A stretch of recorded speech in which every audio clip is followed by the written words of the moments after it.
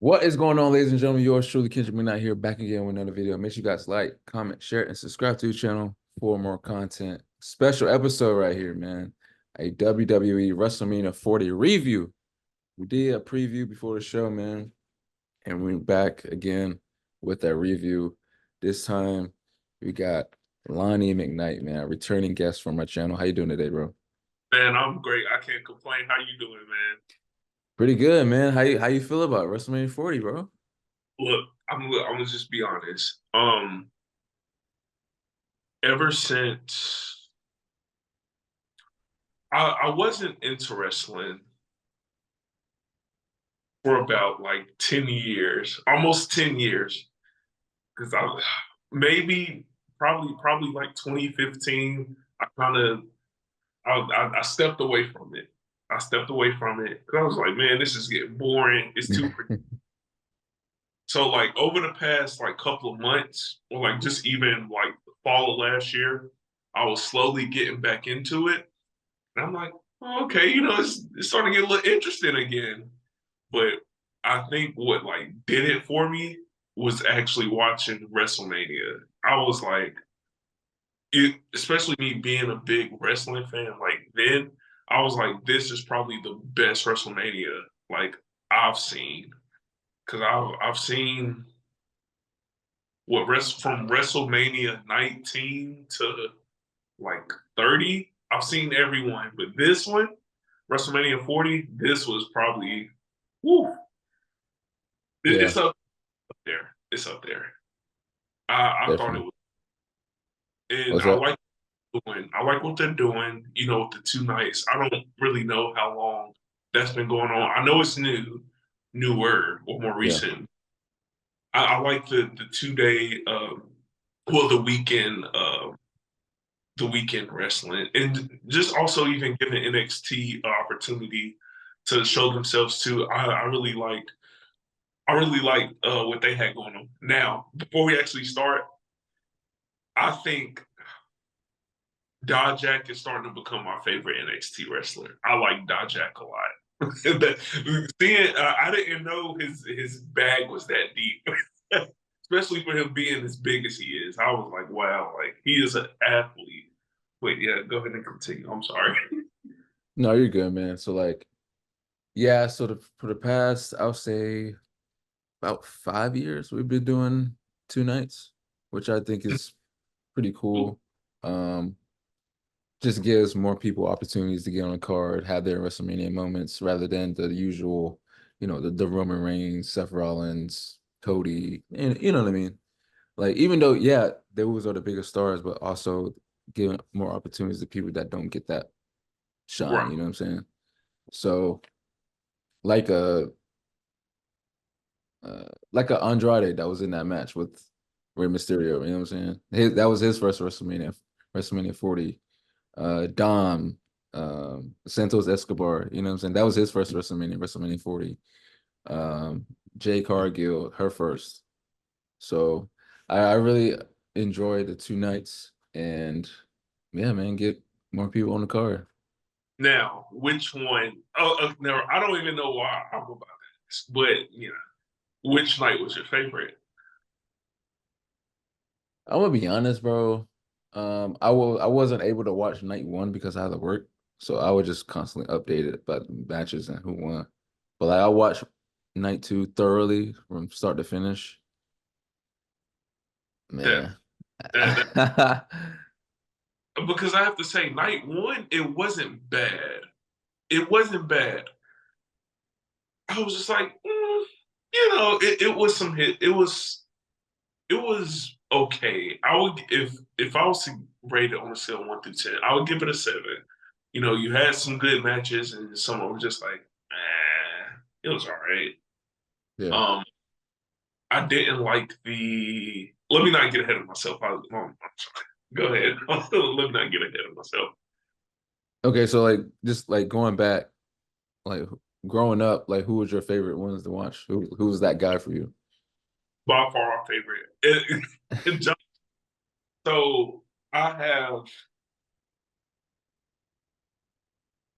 maybe three people that I liked, especially just growing up. It was always John Cena and Shawn Michaels.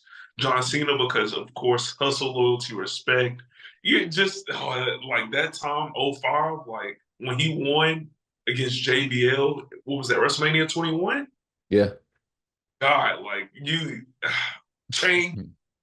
I was with it all.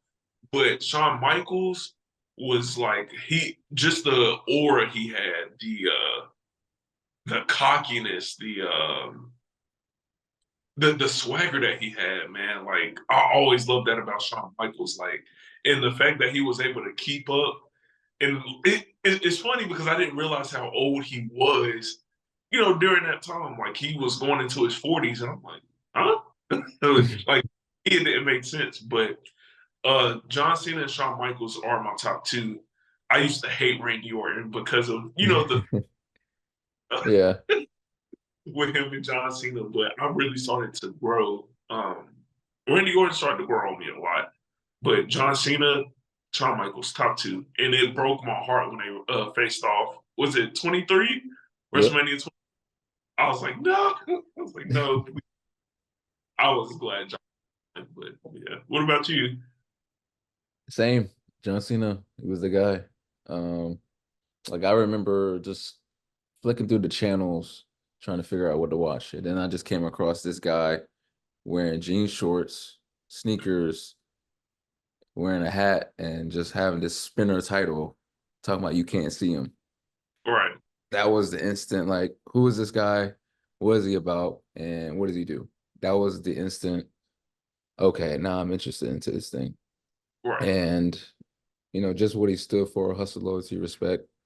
And that just like hooked me as a fan. And that just like made me fall in love with the character. You know what I'm saying? It makes me want to root for him every single time. Every single person he was up against, I hated. You know what I'm saying? Yeah. Like you said, Randy, Edge, CM Punk, you know what I'm saying? Like I hated all of them simply because of this my love for this man. But Okay, which feud was better, Edge and John or Randy and uh,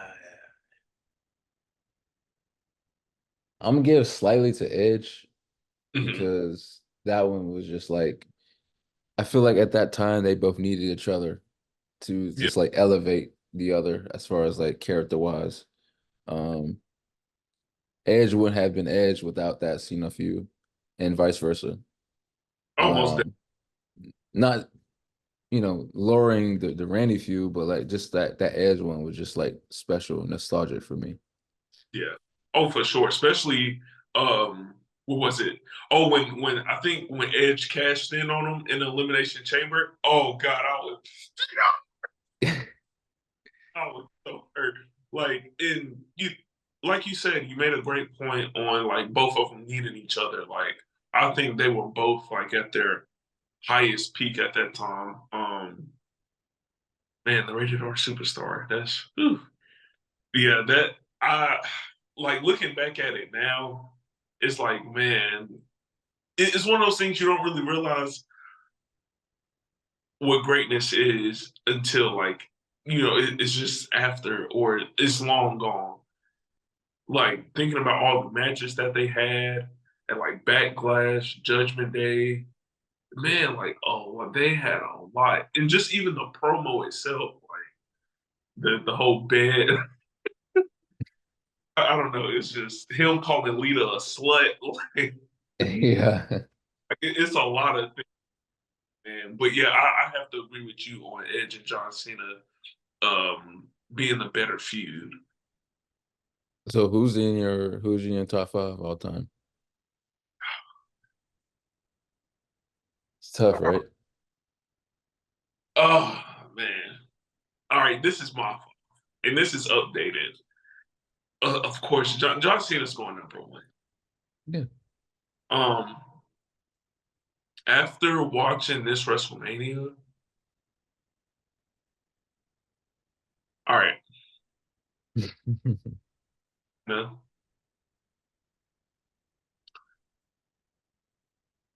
The Rock. Ooh, Man, oh man, this is tough. Um,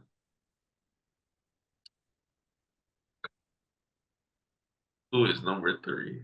I gotta go Shawn Michaels. His longevity, even though like he doesn't win a lot of WrestleManias, his longevity, I appreciate his craft. You know what he does. Number four, I have Roman Reigns. Okay.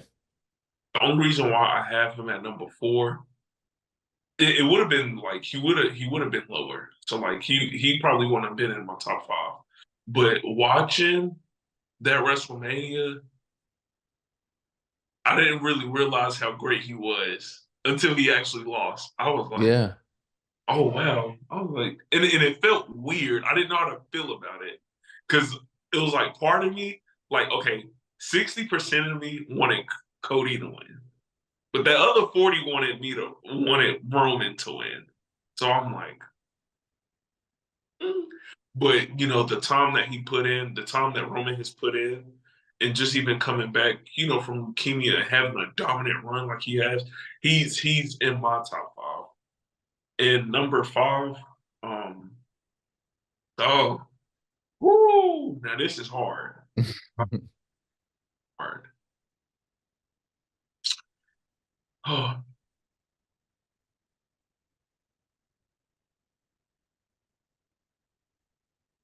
a lot of people are going to be upset with this, but I just have a different perspective on it, and it's only because of what I've seen. I got to go Triple H. I could have said Stone Cold, but when I got into wrestling, I was young, so like I missed like prime Stone Cold. So I Yeah. really like when I started watching wrestling in like '02. So like that's when Cena actually came out. Hmm. So you know, Stone Cold, he really wasn't there as much. Well, he was, but it's like, not really. But he would be in my top 10 for sure. But five, I can't do that. I have to go off what I've seen, and like I know how I felt in those moments. I can't just go off like clips and highlights. I can, me personally, I can't do Yeah. that. Like I actually witnessed. So yeah, that's my top five.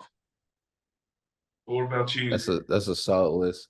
I mean, you made a couple points that's kind of like similar to mine, really.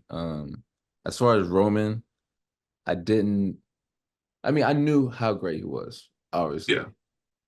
But when he lost, and like just like a review of everything that he's done from when he won to now, it's like you have to give him that recognition and literally acknowledge him for what he's done, from battling leukemia and still um putting on. I mean, granted, throughout the entire reign, he have 5-star matches every single time? No. You know what I mean? But he still put in the work, you know what I'm saying? Not just in the ring, but on the mic as well. He's grown a lot on the mic. Ooh, oh my.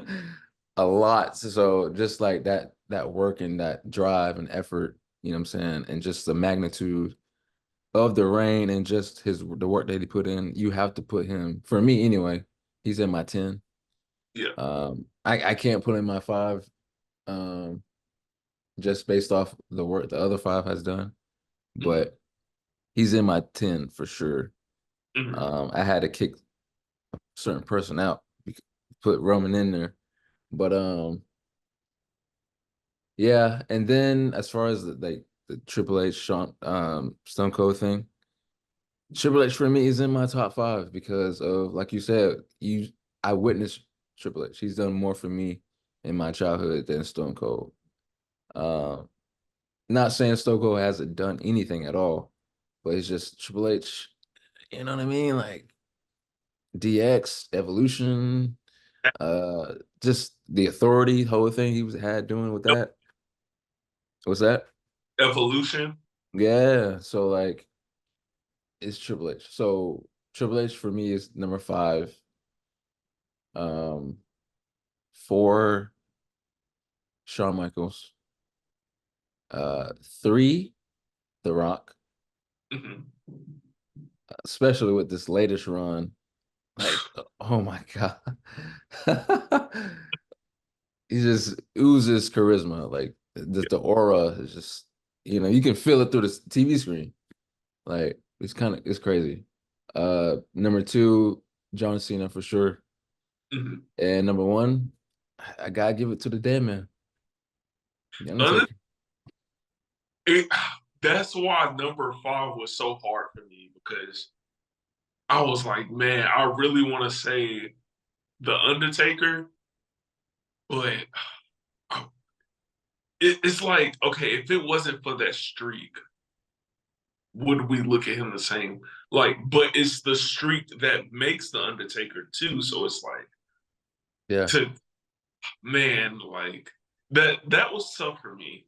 But I just know, like, just for me, I just had to put Triple H in front of him only because, like,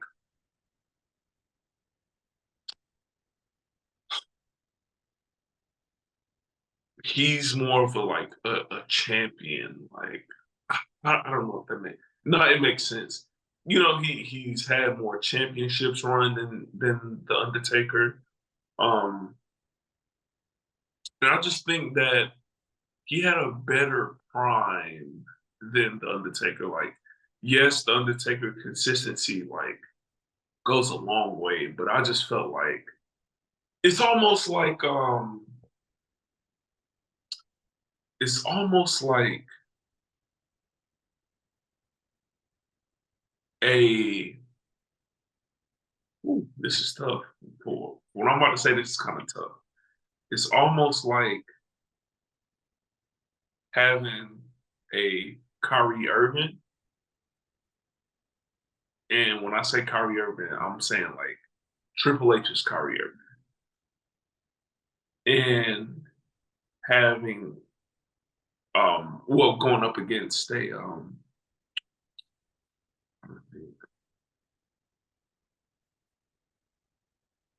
hmm, who can I say?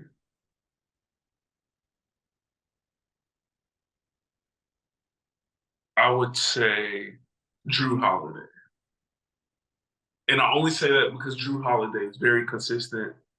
He's underrated, but like he's very consistent. And like that's just kind of how I like can compare him to, or what I can compare him to. Like the Undertaker is reliable. Like he's what you need. But man, like Triple H, especially when he came back from his injuries, when he got out of jail, Triple H had better stories. His promos were better, things like that. I think with the Undertaker, his biggest one to me was Batista and Brock Lesnar. Those two. Other than that, it's like, it's all right. But that's No, I got you, man. What would you say is your favorite WrestleMania match of all time? oh It's about 40 WrestleManias. Like, what's the match for you? That's like your favorite. man, which was WrestleMania? Probably. Wow, this is so funny. Probably The Undertaker versus Shawn Michael, WrestleMania 26. WrestleMania 26, the streak versus the career. Um, because like I said, I'm a big Shawn Michaels fan, and like the anticipation, like the build up to it was just beautiful. Yeah. And the way Shawn Michaels went out, like, oh, I was boohoo crying. I was, man, Kendrick, I was ugly crying. It was just bad. But I love the story, but behind it all. I think that was my favorite match because that was a Shawn Michaels I didn't see in a very long time. Like he was really just giving it his all, and like it was like, man, like, to see him go out see him go out like that, it was very I respected it a lot. And that match was just ooh. And then like just seeing the Undertaker, like, man, like this dude won't go down. Like, stop moving. Like seeing the Undertaker frustrated like that, because it takes a lot for someone to get under his skin. And I know Shawn Michaels is one of the few that can do that, or like can frustrate him, can throw him off his game a little bit. So that match, I think that was the best match I've seen. What about you? I would say the year prior, WrestleMania 25. Oh, that match? Yeah, I think that match is just as good as the second one. Um, I've always said this.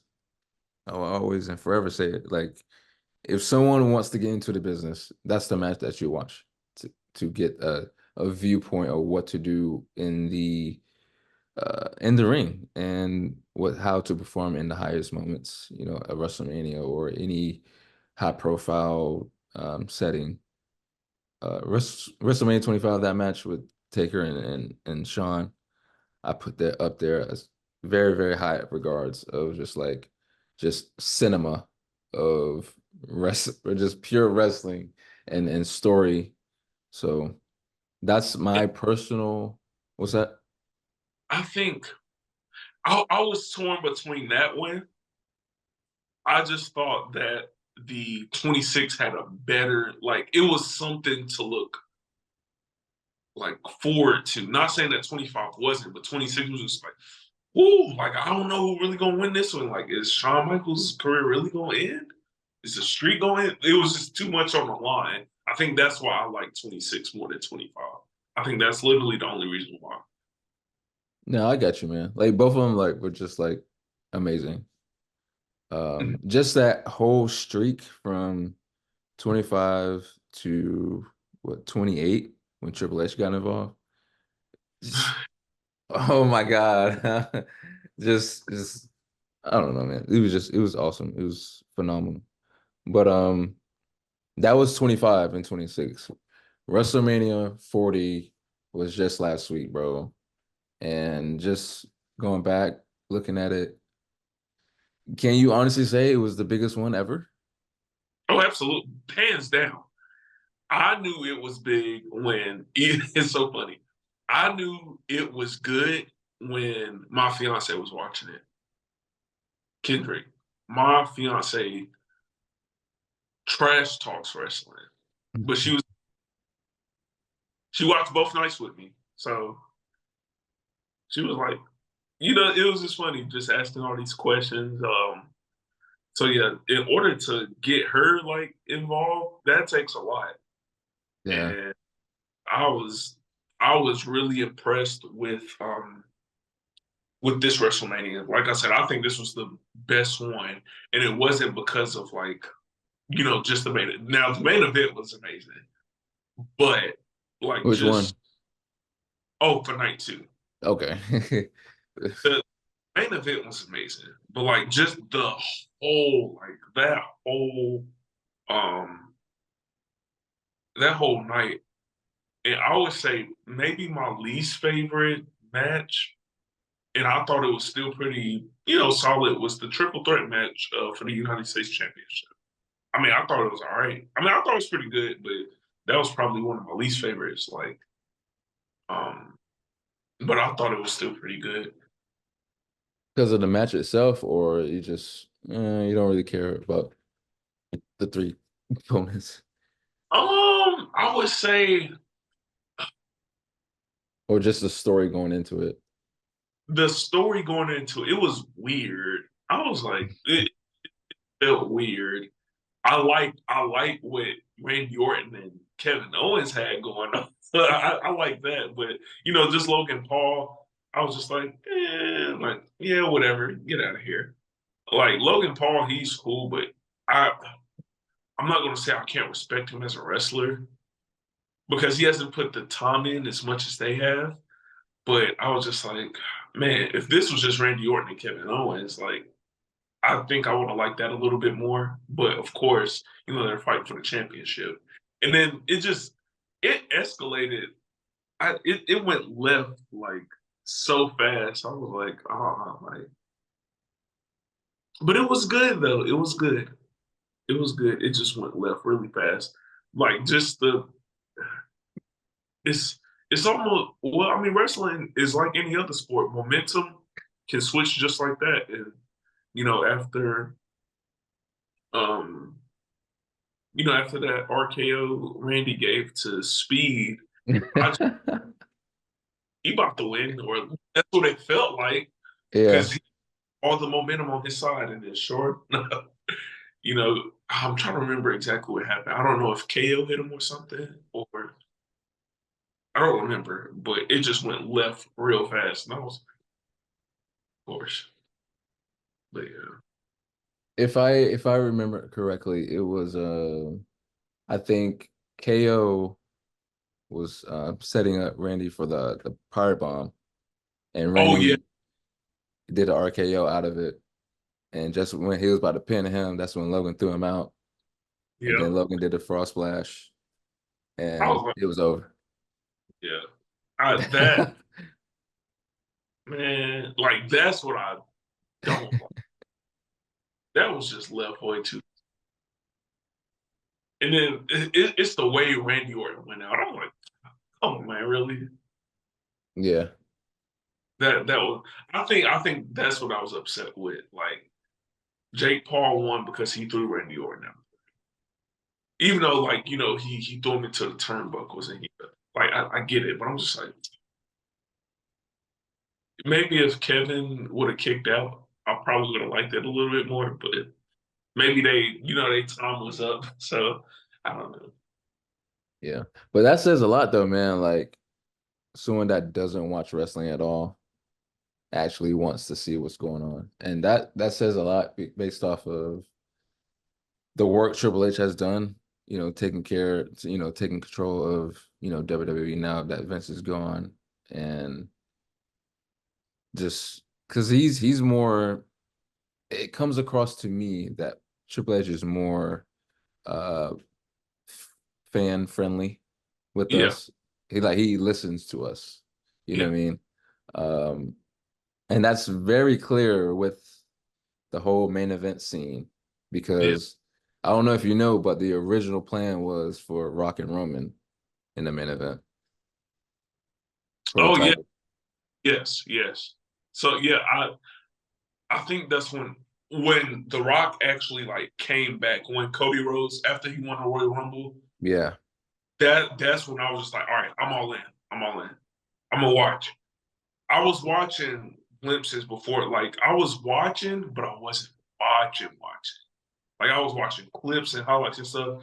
But then like after Cody Rhodes won, I was like, well, I know Cody Rhodes lost last year, so will he win this year? I don't know, maybe.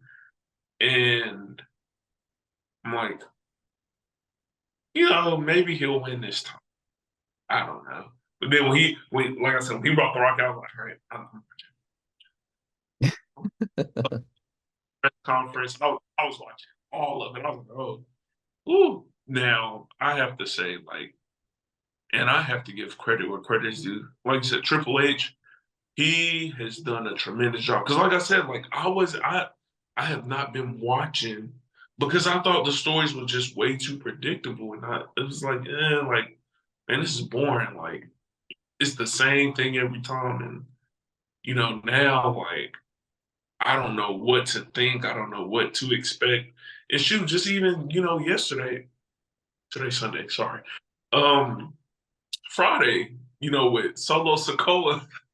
I'm like, oh, wait a minute. Like, whoa, I was not expecting that at all. Yeah. So you ready to see what's next. And, Solo calling himself the new tribal chief.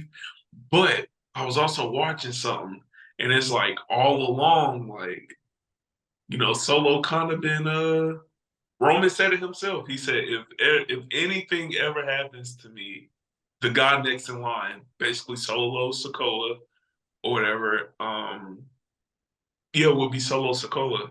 and like they had like it was a clip on TikTok that was basically just showing moments like foreshadowing Solo Sikoa becoming a tribal chief.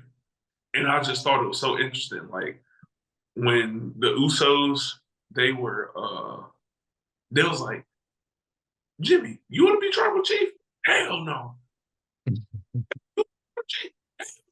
But I know one who can be, and they showed Solo, and then Roman was laughing, but Solo, he was like, I'm not laughing. And face real quick, like he straightened up his face real quick. So I was just like, man, this whole time, like they just been throwing little small hints on like what could be building up, like, you know, for him to be the tribal chief. So now what's gonna happen next. Like, what is Roman gonna do? So that's what I'm excited for. Then people are saying like The Rock was behind that, and he's pulling the strings, and that's going to lead to a Rock and Roman kind of like a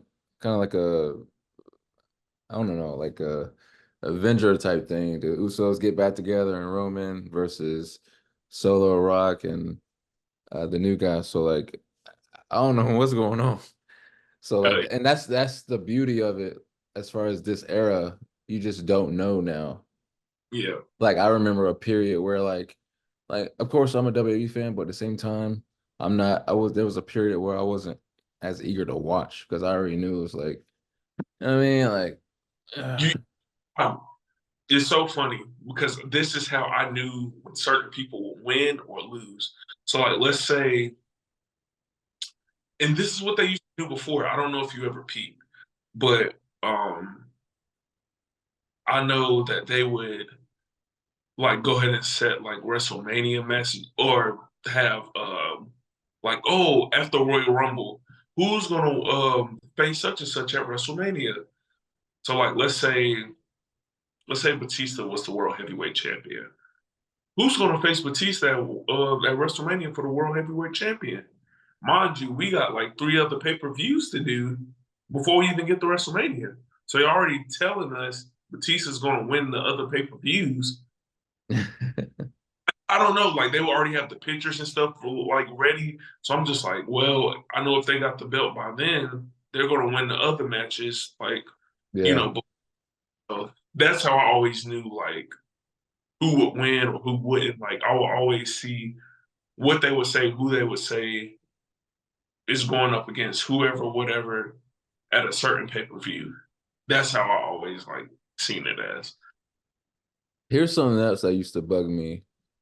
Maybe it's like a little minor, but I don't know. But like the inception of the Royal Rumble is the winner main events WrestleMania. And for the past before 40 and 39 and 38, like the winner would never main event. You remember that? Like prime example of WrestleMania 34, Shinsuke won the Royal Rumble and AJ was a champion at that time. They didn't main event that Mania. Really? And it was Brock Lesnar and Roman Reigns main event at that one. Well, I mean, which one are you trying to see last? I would. I'm not gonna lie. I guess it depends on who it is. Like, I mean, because of course, like Brock Lesnar and Roman Reigns, like those are two alphas. Those are like two stars. I wouldn't want to see them next before last. I mean, but I mean, I most definitely get it though. I think it depends on like, okay, who is like going up against each other. And you know what? You do make a good point because I remember when oh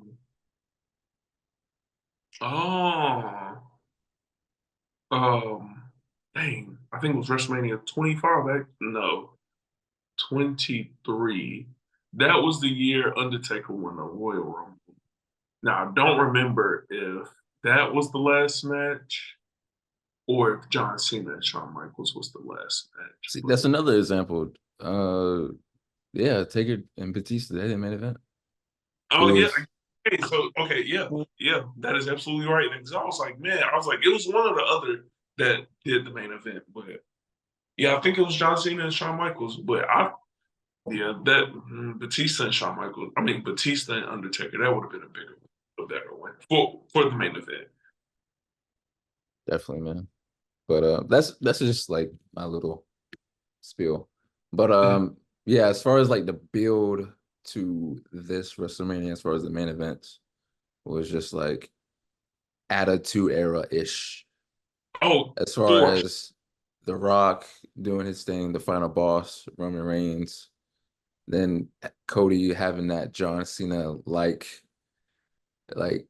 babyface type of you want this guy to win so bad, and every corner that he tries to get to, he's getting pushed off. You know what I mean? I think what I liked was that there was a build up to every single one. To every single match, there was like a big build up. I think by far, like, even though I love the Cody Rhodes and Roman Reigns ordeal, the Seth Rollins stories, oh my God, man, like, just how everything intertwined, oh, it was just beautiful. Man, like, even though I'm not gonna say I don't like him. I feel indifferent about Drew McIntyre, but man, he can play his part. Man, I like him, CM Punk, Seth Rollins, like it's so much, and I think Drew McIntyre is a elite troll. The I prayed for this. That is by far my favorite line that he said to CM Punk. I prayed for this is insane, but that story itself, like just Seth Rollins alone, like the issues that he was having with his knees, of course, and it's just like, man, like I said, how everything was just intertwined. I was like, this story, they cook in the books. They cook in the books. The storytelling and everything was just amazing. And then and I feel indifferent about this guy too, Damian Priest. It, I was like, finally, it took long enough, but I'm glad that he, cashed in on his opportunity when he felt was most needed. And I also like that, they kept seeing Punk in the loop too. I always like that, even though I really wasn't a fan of CM Punk after he cut his hair. I don't know, come on.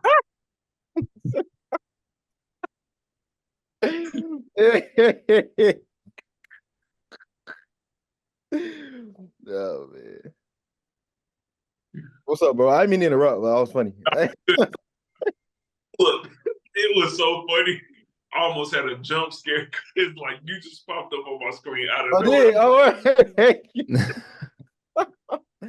Yeah, I know. Oh, You know what I'm saying? my fault. It threw me for a loop for a second. I'm not gonna My lie. bad, bro. My fault.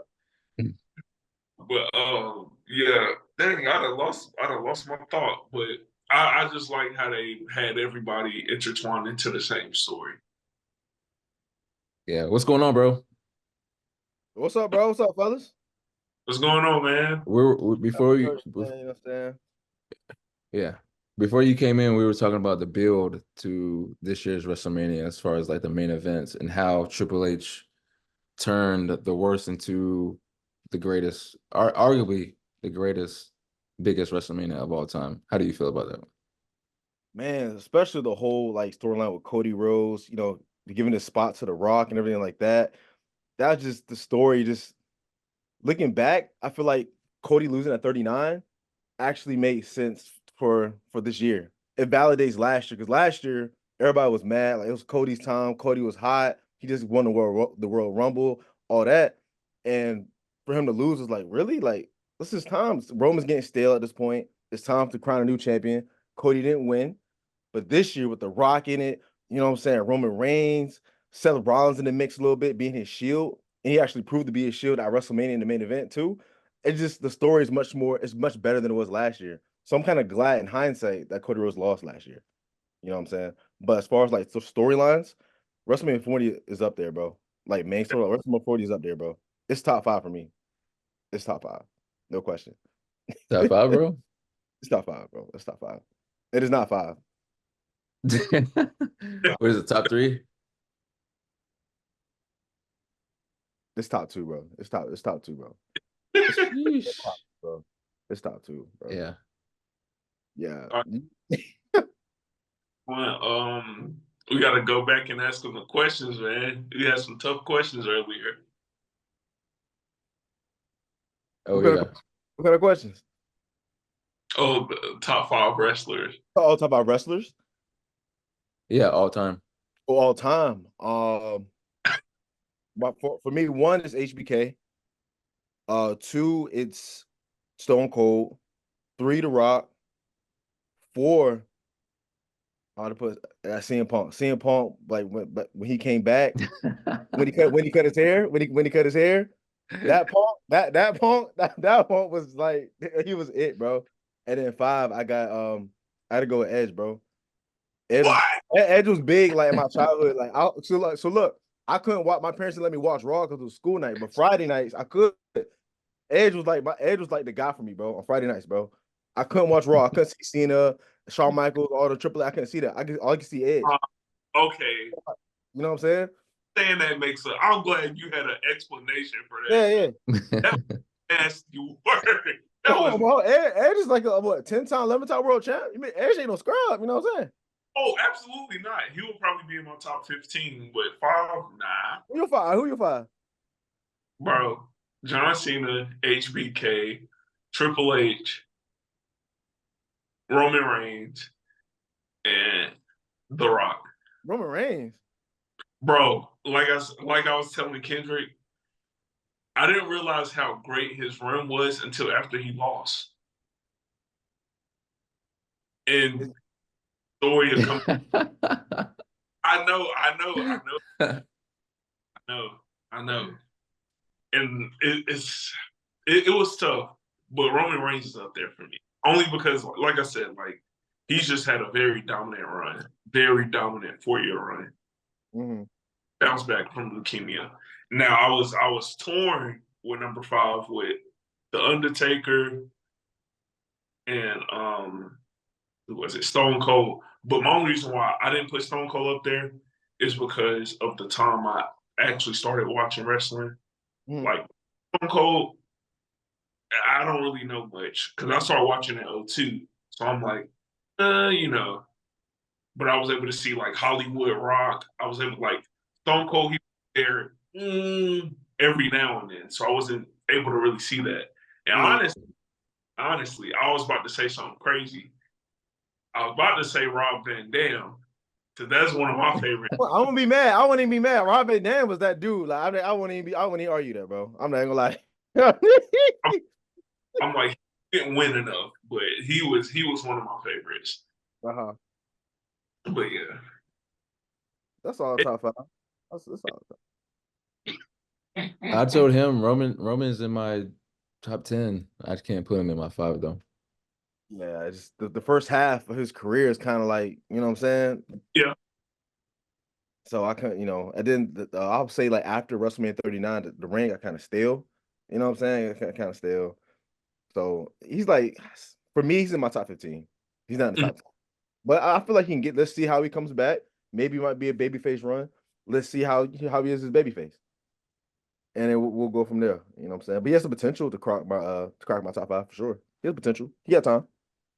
See, I think that's what I'm already going off of too, because of like he still got some juice left, and the way that they're operating in WWE, they get more rest or whatever. So I just think whenever he performs, he can perform at the highest level now. Give us what we want. So I think that's why. Yeah, I think I'm just kind of going off like, okay, I think he has much more to prove. Right. So yeah. Okay. Well, who you 5, Kendrick? Who's your 5? Triple H number 5. Okay.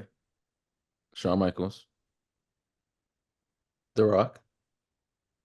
Cena. Taker. This is order. This is all in order, right? Like what? Yeah, I was going backwards 5 to 1. Okay. That's solid. That's valid. Okay. I made a comment, or I said that the only reason why I couldn't put Taker because what is it that like he's really done? It's like the streak is what really made him, but it's like, man, like it for me, it was just tough between Triple H and Undertaker. But I had Triple H in front of Undertaker because he had a bigger pop. And I was saying, now this might sound crazy, but I said, Wait, doesn't Undertaker? But Undertaker beat Triple H at all the WrestleManias. Shouldn't that catapult him above Triple H? Like, you know what I'm saying? You know what I'm saying? Like, absolutely. I was saying that this might sound like nasty work, but I was saying that Triple H is like Kyrie Irving and The Undertaker is like Drew Holiday. Drew Holiday is that consistent guy who can give you what you want, what you need, but Triple H just had that like aura, that pop about him, which is why I put Triple H in front of Undertaker. Because if it wasn't for the streak, then it's just like, what did The Undertaker really have to offer? hey, that's nasty. That's nasty work, bro. That's nasty. Kendrick, bro. You know, hey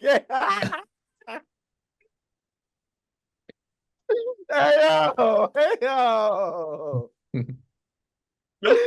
I'm just being objective about it because, like, bro, I don't know. I wasn't even born yet, bro. I was in my pop's nutsack when he was fake.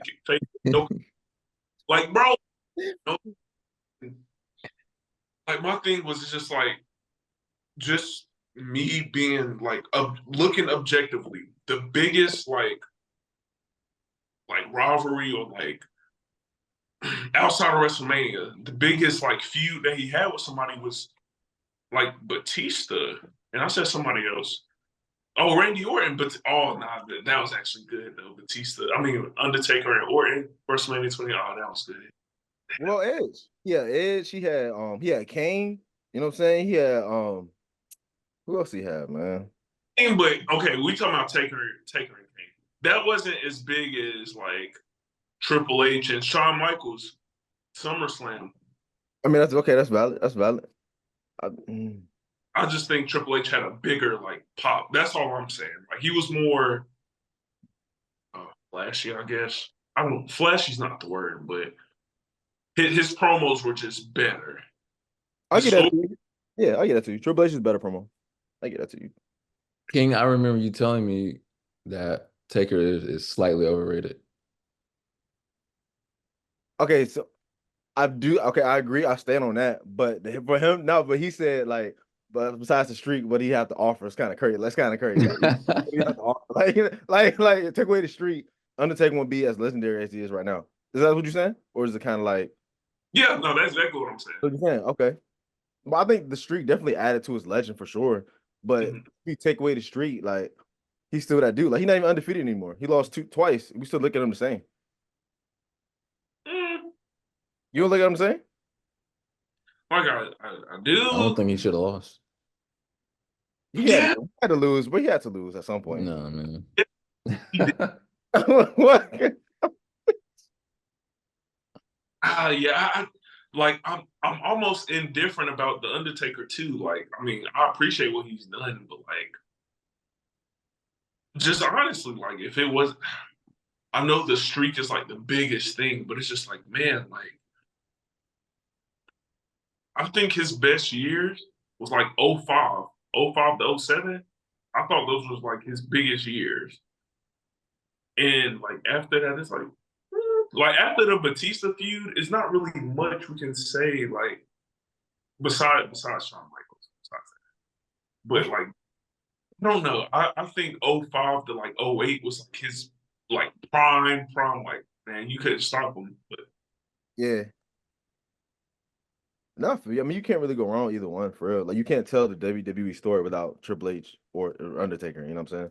yeah. Yeah. I was telling him, man, like that WrestleMania 25 to 28 whole thing with Shawn Michaels and Triple H, that's just like pure cinema. That's wrestling right there. Just a story that went into that was just like, yeah. And honestly, I would say after that whole thing with the Undertaker, it was just like, you know, that's kind of when it went kind of like that. Like that's because how. you had the 29 match with Punk. It was good. That was fire. That was good.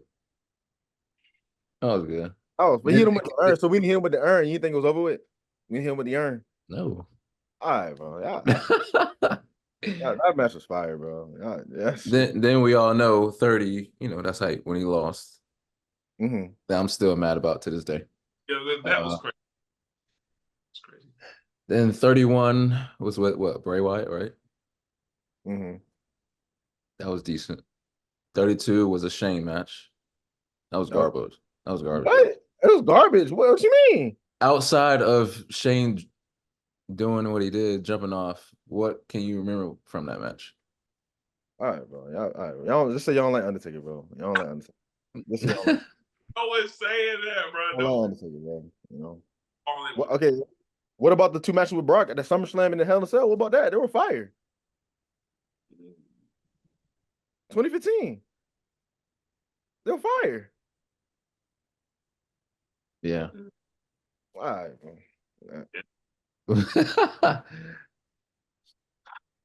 I can care less about Brock Lesnar. Whoa. Oh yeah, I hate Brock Lesnar. I actually hate Brock Lesnar. See, I actually forgot. Take out Edge and put Brock Lesnar in my top 5. Take out Edge. Brock is above him. You got to put Brock. You got to put Brock in the top 5. Bro. Whoa. You get Brock. It's different, bro. I can see. See, okay. So why do you have Brock Lesnar above Edge now? I just he's been a main eventer his entire career. Edge started out as a tag team guy. You know what I'm saying? He was in the main event briefly, kind of in and out. Brock was always in the main event. As soon as he came in, it was main eventer. He beat The Rock. He was chosen. That's why. Huh? He was chosen to be in them. Of course, Brock is a physical specimen. You seen Brock? Edge had to fight to get that. Had to work for that. Wait, hold on. So you saying Brock didn't have to work to get to where he was? Is that what you're saying? I think there's somewhat a little, just a little bit. So what? An entitlement, just a little bit. Brock, I mean, rightfully so. I mean, Brock. I mean, come on now. He's the most legitimate, like, pure athlete in WWE history. Nobody's as legit as Brock Lesnar. I'm trying to think. Yeah, I can't think of nobody. He's one on every level, bro. He's legit, bro. Like you can't. If anybody's gonna end the streak, bro, I'm glad it's somebody who actually, you know what I'm saying, who's a legitimate fighter, like in the real world. It took that to be Undertaker streak. If you look at it like that, it took Brock Lesnar, a UFC champion, to finally beat the Undertaker at WrestleMania. That's what it took, bro. You want EC3 to beat Undertaker at WrestleMania? Come on, bro. Come on, bro. Come on, bro. You know what I'm saying? Come on, bro. Shut up. Man, but as far as WrestleMania 40, man, biggest WrestleMania of all time. It started off with Rhea Ripley defeating Becky Lynch. Me personally, I had Becky winning. Just in my head, I just had a feeling that Becky was gonna win, but I wanted Rhea to win, bro. I wanted Rhea to win, but just based off the story that was telling, like, okay, I think Becky's gonna win. But I'm glad Rhea won though. Nah, Rhea, she hotter than fish grease right now. There was no way Becky was winning that. Becky, you know, she's all right. I like, ever since she came back, it's not the same.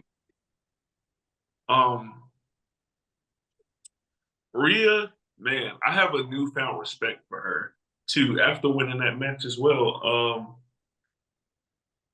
Yeah, I like Mami a lot. No. Rhea a lot. Nah, that woman right there, she's different. Like, you know, she ain't the muscular type, what we seen in WWF, like in the earlier years, like she's, man, like, man, I can't even explain it. But she got this aura about her. It's like, oh, well, like she just had it. She's on a nice run right now, and I don't see nobody stopping her anytime soon unless, you know, Jade block. But other than that, I don't see no one stopping Rhea anytime soon. Yeah, I said the same thing in the preview, bro. Rhea's like the hottest women's wrestler on the planet right now, bro. Like she has that it factor, bro. She's like the leader of Judgment Day. Even though Priest won the championship, Rhea is like the de facto leader of Judgment Day, bro. I think Rhea should hold it to at least 41 and go against Bianca Belair. You know what I'm saying? That's probably when Bianca can take it off her. But Rhea right now, bro, she's hot. She's hot, bro. Nobody's at her level right now, bro. Straight up. You got Cody, and then like Rhea's like right there as far as like overall like woman. She's right behind Cody. Like she's right behind Cody, bro. She just main evented an entire pay-per-view with Nia Jax in what was it? Australia. Yeah. Yeah. She's hot. She's hot, bro. And but plus Becky, she had her moment. She main evented WrestleMania. She already, won in the main event of WrestleMania before. She had countless moments. It's Rhea's time now, bro. Becky had her shot. You know what I mean? Most definitely, man.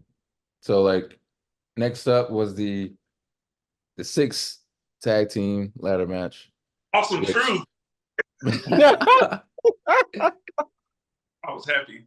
I was surprised to see A-Town Down Under.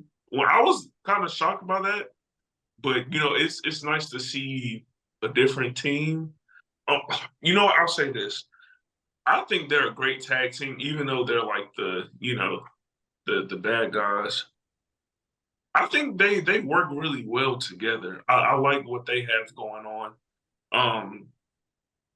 And I respect their craft for sure. I think they have a great chemistry with one another. But like I said, I was happy to see Awesome Truth win. I knew Judgment Day wasn't gonna win. But to see Awesome Truth, I was like, I wasn't expecting it, but like seeing it, it brought like the nostalgia out, and it was just like, man, to see R-Truth.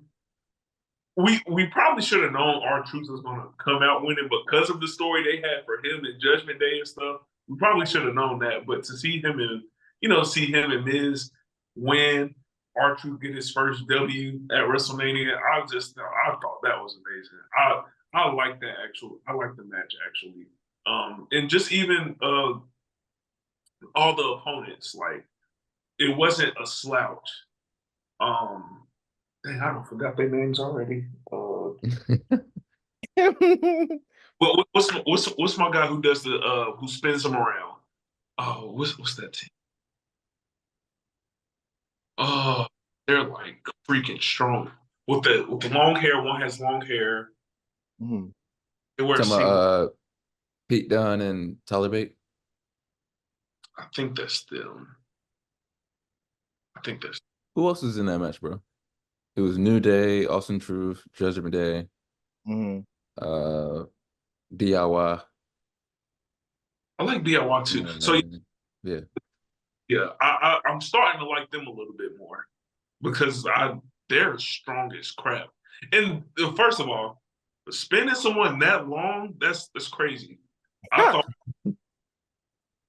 but I'm like, God, dog, and they were still going with the ladder. That's insane.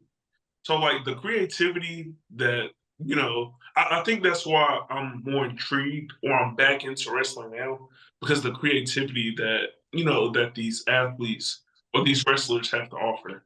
But I thought it was great, like I said, seeing Awesome Truth win the title and, just even seeing A-Town from Down Under win, like just separate. It's like, oh, nice. Finally, it feels like a clean slate. Mm-hmm. I was pulling for Judgment Day, bro. I was pulling for Judgment Day. I thought, honestly, they're the hottest faction in WWE right now, bro. They're the hottest. You know what I mean?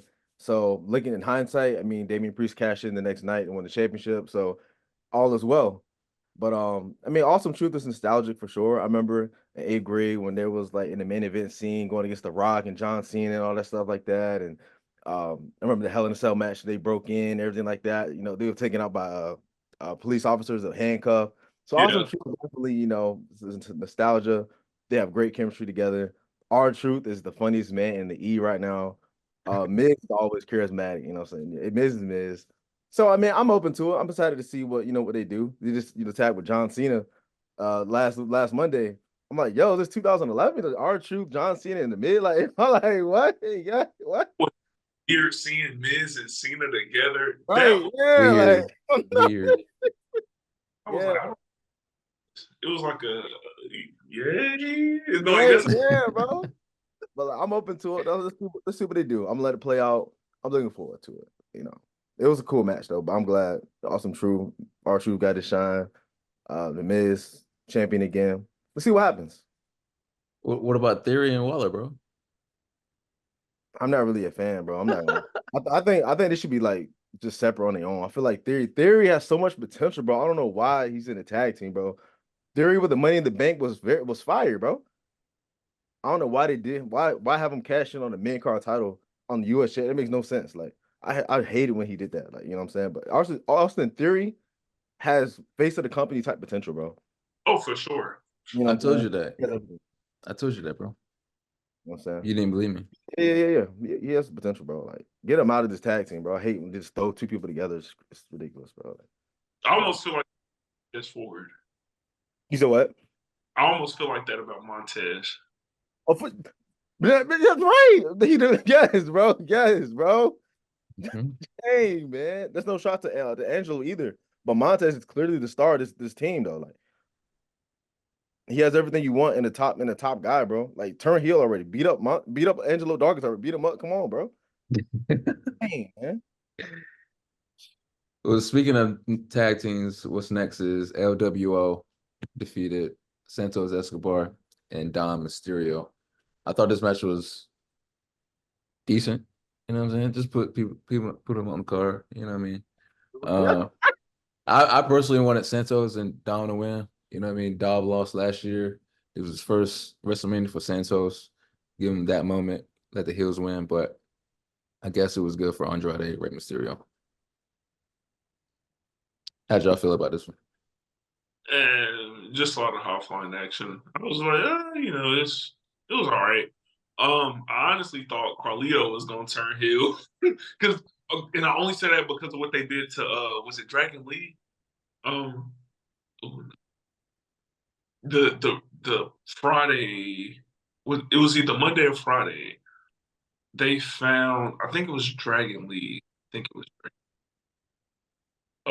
he got attacked and Carlito was the only one there. Was like, oh, look what happened, blah blah blah. So I'm like, oh, they're about to make Carlito turn heel, which I was fine with because I actually like Carlito as the bad guy. But I was surprised that they actually didn't. I didn't really, man. Look, this match, I was like, it's all right. I didn't really have any feelings about it. It's nice seeing Rey Mysterio. Um, always performing. But I didn't really have any. There wasn't nothing like that really stuck out to me. Yeah, I kind of feel the same, bro. I think I said this in the preview. Like, it was kind of thrown together late. This match was made maybe like a week and a half advance before Mania. Like, there was no heat compared to last year. The build up to last year for Ray and Dom was crazy. It was wild. This year was kind of thrown together. I was watching it, but I wasn't watching it. It was just kind of there. Honestly, it felt like a SmackDown Raw match. It didn't really need to be on the card. But with 2 nights, you gotta feel the time and everything like that. But it was just there, bro. And yeah, just a match, bro. I won't even worry about it for real. So probably the most disappointing match in the entire WrestleMania was up next. You got brother versus brother. Trash. Jay Uso versus Jimmy Uso. Trash. I know trash. I know it's garbage, bro. It's a match full of super kicks. Like, man, y'all legs don't hurt. You know what I'm saying? I texted Kenjo like, yo, this don't garbage, bro. That was trash. Yo, bro, that was really disappointing, bro. I had high hopes for this, bro. It was good.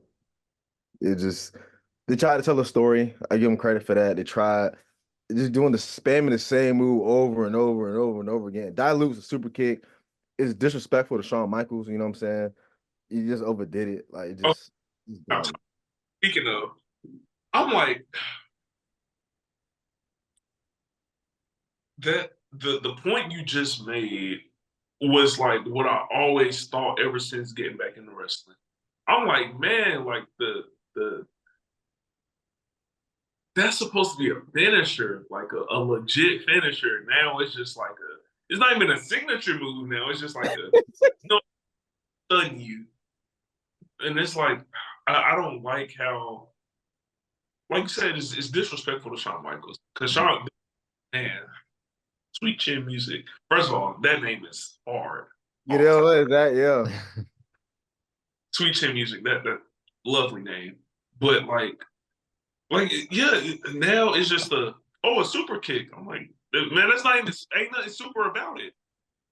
Man. Yeah.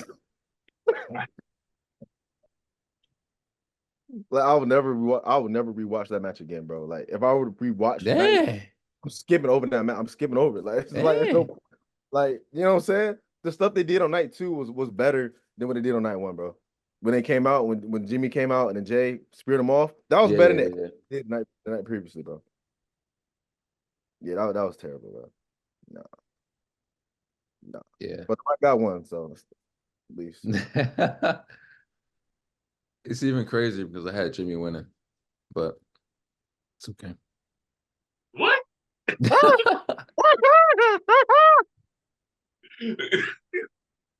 Yeah.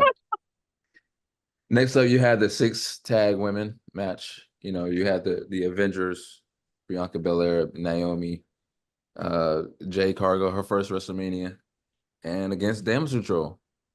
How'd y'all? It was just a regular match to y'all, or? It was nice seeing, of course, 3 black women together. Of course, that's always a nice story. You know, Jade almost reminds me, and if I'm reaching, I'm sorry. Jade almost reminds me of when Beth Phoenix first came into the WWE. Like just a better Beth Phoenix. I'll say that.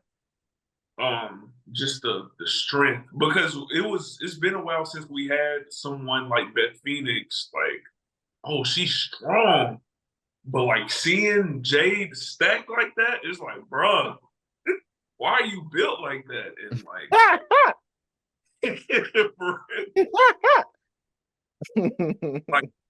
and I'm not even gonna count Naomi, but seeing Bianca and Jade, oh my god! Like, I don't see no one stopping them anytime soon. Like, woo! If they decide to go with this and stick to it, that's gonna be a tough team to beat. Like you gonna need a handicap match, and then you gonna need some dudes. Right. But I thought the match was pretty. I thought it was pretty good, and I give it like a 7, only because it was kind of predictable. We knew they were gonna win, and yeah. The build up to it wasn't as good. It was like, it was all right. I thought it was cool, but like I said, it was predictable. So now if they would have lost, that would have been crazy. I mean, it was just a way to get Jade and Bianca and Naomi on the card. You know what I mean? Damage control has always been used as like fodder, for the superior team. So like you said, it was predictable. It is what it was. We got Jade up there. See her. She's definitely a spectacle to watch, bro. She definitely has a bright future in the future world champ for sure. I do want to see more moves from her. She does like kind of like the same couple moves. You know what I'm saying? I want to see a little more. You know what I mean? But other than that, man, it was fine. Man, it was cool. Yeah, it was a solid match. You know what I'm saying? But arguably the best match in either card was up next. You got the longest reigning Intercontinental Champion of all time, 666 days. Gunther went one-on-one with Sami Zayn. Now, before we get into the match, honestly, bro, like Lonnie, did you have Sami Zayn winning this match? No. First of all, I wanted Chad. I wanted Gable. I wanted him. Oh man, that would have been a match. Yeah. Yeah, I was shocked when Sammy won. Now, I'll say that brain buster was crazy. I was like, hold on. Yeah. Like that's a move you make on SmackDown versus Raw, or that's a move you make. And when he hit that move, I was like, is he okay? It was. I thought the match was. I don't know how to feel about the match, and I only say that because what disappoints me is like Gunther just had him the whole time, just playing around with him, and then just out of nowhere, Sammy had his little rage, and he hit two moves, well, three moves, and then that's it. I'm like, bro, like nothing else, nothing else. That stuff like that makes me upset. Stuff like that makes me upset. But that brain buster, I was like, hold on, that's insane. I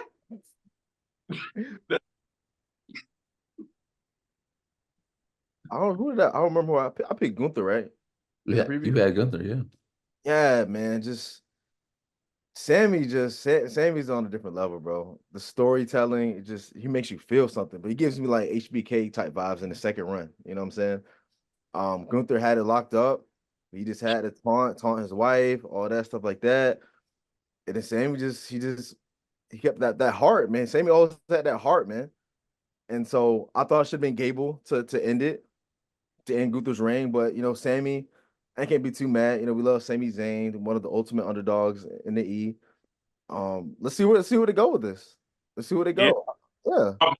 It's like, okay, is it gonna be Sami Zayn and Gable again? Now that number one contenders match, that was amazing. They facing tomorrow for the title. They facing tomorrow for the title. Yeah, they're facing tomorrow because it's in Montreal tomorrow. Yeah, they're facing tomorrow for the title. Yeah. Yeah. Oh man, who gonna win, bro? I think Gunther gonna get Sammy. involved. I feel like he won't get involved. Yeah, I think Sammy's keeping it. Think Sammy's gonna keep it? I want Gable to win. I really want Gable to win, but I think Sammy will keep it. Okay. Yeah, I think because Sammy just won it. But Gable, I feel like Gable is like his potential is like up here, like you know what I'm saying? Like yes, that's what made me upset when he lost to Sami Zayn. I was like, oh yeah, man. But that match, I gotta say, it saved. Like at that point, night one was kind of eh. But that match with the Intercontinental Championship match kind of elevated night one, so you make it like a good night. You know what I'm saying? Yeah. So that was fire. And yeah, and what ended night one was biggest tag team match of all time, as what they're saying. Just the story that came with it and the stipulations. You got the Royal Rumble winner, the American Nightmare Cody Rhodes, Seth Rollins, the world champion at that time, versus the final boss, The Rock and Roman Reigns. If Roman Reigns and The Rock won, Bloodline rules the next night. And one-on-one, Roman and Cody, if Rollins and Cody won. Now, going into this match, I had a feeling that Rock and Roman was going to win, definitely. Just to make it more interesting the night next. And because I just couldn't see it just being one-on-one without something happening. Something had to happen. You know what I'm saying? But this is probably like the longest main event match I've ever seen in my life. It was like 44 minutes, 45. Something like that, yeah. But I definitely feel like The Rock was the MVP in the match. All of us, including myself, doubted like, okay, this guy, 51 years old, he's an actor now. He's not gonna do as much. Yeah. But he really put in the work and the effort and the drive into this match, and man, final boss did his thing and pinned Cody. He pinned Cody, bro. Like what? That's crazy. It won't clean, bro. It won't clean, bro. Yeah, it won't clean, but he pinned Cody. He did, man. I think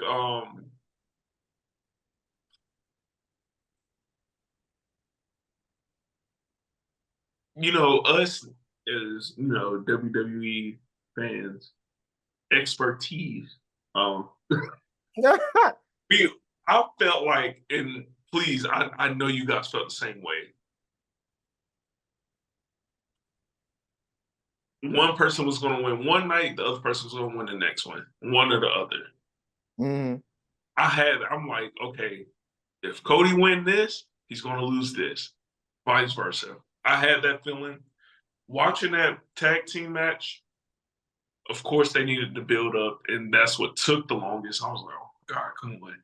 But once it finally started, like, once that water started boiling, I thought, okay, this is what this is what we came here for. And I have to give credit to Seth Rollins. I thought he was the unsung, more so the underrated guy in that tag team match because of his moves is crazy. His move set is crazy, and just his grit or whatever, and and along with the story, just what he put himself through in that match, and just like, I can't make it, I can't do it. It was like, yeah, you're cooked, bro. But appreciate it. I like what everyone had to offer, and like you said, like I wasn't expecting Rock to do much, but what he did when he did it, and even like when he was getting beat, that man can sell. I'm like, man, I thought it was a great match. I was like, oh snap! Like now I'm really ready to see what's gonna happen tomorrow, Yeah. and just even like after the match, like him and Roman walking out together. I mean, I had the chills. I was like, woo! Like I thought it was, man. I was just like, I wish he was here to stay. I'm not gonna lie. I was like, I wish he was here to stay. But I thought that tag team match was great. Um, I wouldn't have changed anything about it, except for The Rock actually hitting the people's elbow a little bit cleaner. But it was kind of trash. Oh, and then was it night one when Cody hit the rock bottom on Rock? Was that night one? That was the same. I think Yeah. that was the same match. Through the Yeah, table. yeah, Table, right? Yeah, yeah. Yeah, I thought it was that one. Yeah. Mm. crazy. And then Seth Rollins getting speared. They love that little barricade in that corner. They love that barricade. I hate that spot now, bro. It is so overdone, bro. But I thought it was a great match. I thought it was and it's funny seeing Roman as like the little cousin. It's so weird seeing him that way because we know Brock is like basically the alphas are all alphas, and Roman is just like, yeah, like in that segment or like just even the whole like story, he's just been like, yeah, get him, Rock. Like that's what Roman Reigns feels like to me throughout the whole like story. But I Yeah. thought it was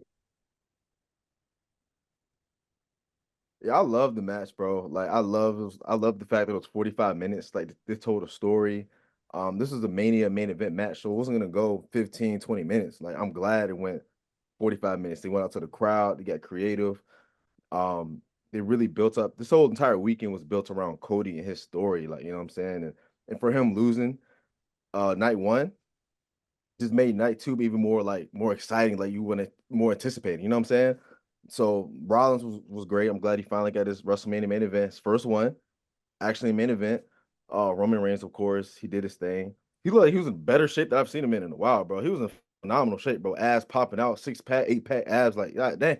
And then The Rock at 51, 52 years old, Rock looks good, bro. He didn't look winded. He looked strong. Like he looked like honestly, I feel like he can get a title run. That's what you know what I'm saying. I feel like he can get a title run. Whoa, whoa, Oh, whoa, what you mean? whoa. Wow, what you mean? Chill out What you for that, mean? bro. I think well, you don't think he get a title run? Like a short one? Against who? I mean, it's kind of I mean, Caesar already planned it for him facing Cody in the future. Caesar already So planned it. so the Rock should beat Cody? No, I'm saying what I'm saying is I wouldn't be opposed if Rock got a title run. I wouldn't be opposed to it. You know what I'm saying? Like if they did Rock and Cody at say Mania 41, okay, cool. But if they did it at SummerSlam, then nah, because Cody should have it for at least a year. You know what I'm saying? Yeah. Yeah, but the match itself, the tag team match itself, was definitely one of the greatest tag team matches I've ever seen. So love the story. I just had that main event feel, that big fight feel, and that's what WrestleMania is all about, bro. That feeling, that aura, that in the air, like this is a big feeling. You know what I'm saying? So definitely 5 stars for me, bro. Like I'm Dave Meltzer, bro. I give it about 4.75, 4.7 out of 5. The tag team match. Yeah. So how would y'all rate night one overall before we go on night two? Out of 10, Yeah. I give it a 7 because I give it a 7. The Uso match kind of was a letdown. The Rey Mysterio match was kind of thrown together. Jay match kind of thrown together. But the IC championship match, the opener with the women, and then the main event kind of carried night Yeah. one, bro. You know what I'm saying? Yeah. What about you? Oh no, it was a 7, and literally it's because what Kingsley just said is literally the same reason why I have a 7. I was disappointed with Jimmy and Jay. It was just a kickoff. Like, Bro, there's a kickoff. Yeah, man.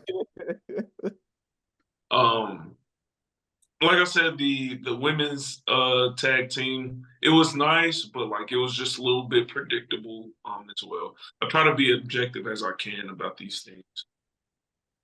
I like the Rhea Ripley versus Becky match because like we said, Rhea is just hotter than fish grease right now, and there's no one stopping her. You can try, but yeah, good luck, buddy. And the tag team match at the main event, of course, that was I don't think I've been that captivated in a tag team match since what, like a freaking super team of like DX and John Cena together. Like I don't think I've been that captivated by a tag team match since, but I thought that match was great. And then to know like how much weight The Rock done put on since, like 285, I was like, what? Oh, that's crazy. But yeah. So we roll into night two. You know what I'm saying? The first match of the night was, the visionary, Seth Rollins, the World Heavyweight Champion, defending his title against, man, King's guy, Drew McIntyre. Pray for, I pray. What you say? Oh no, I'm just trolling. Drew McIntyre. I prayed for this. Oh,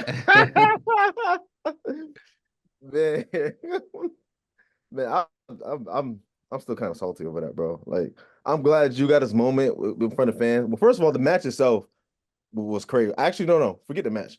Before the match, the entrance of Seth Rollins was one of the best entrances I've ever seen, bro. That entrance was so unique. I loved it, bro.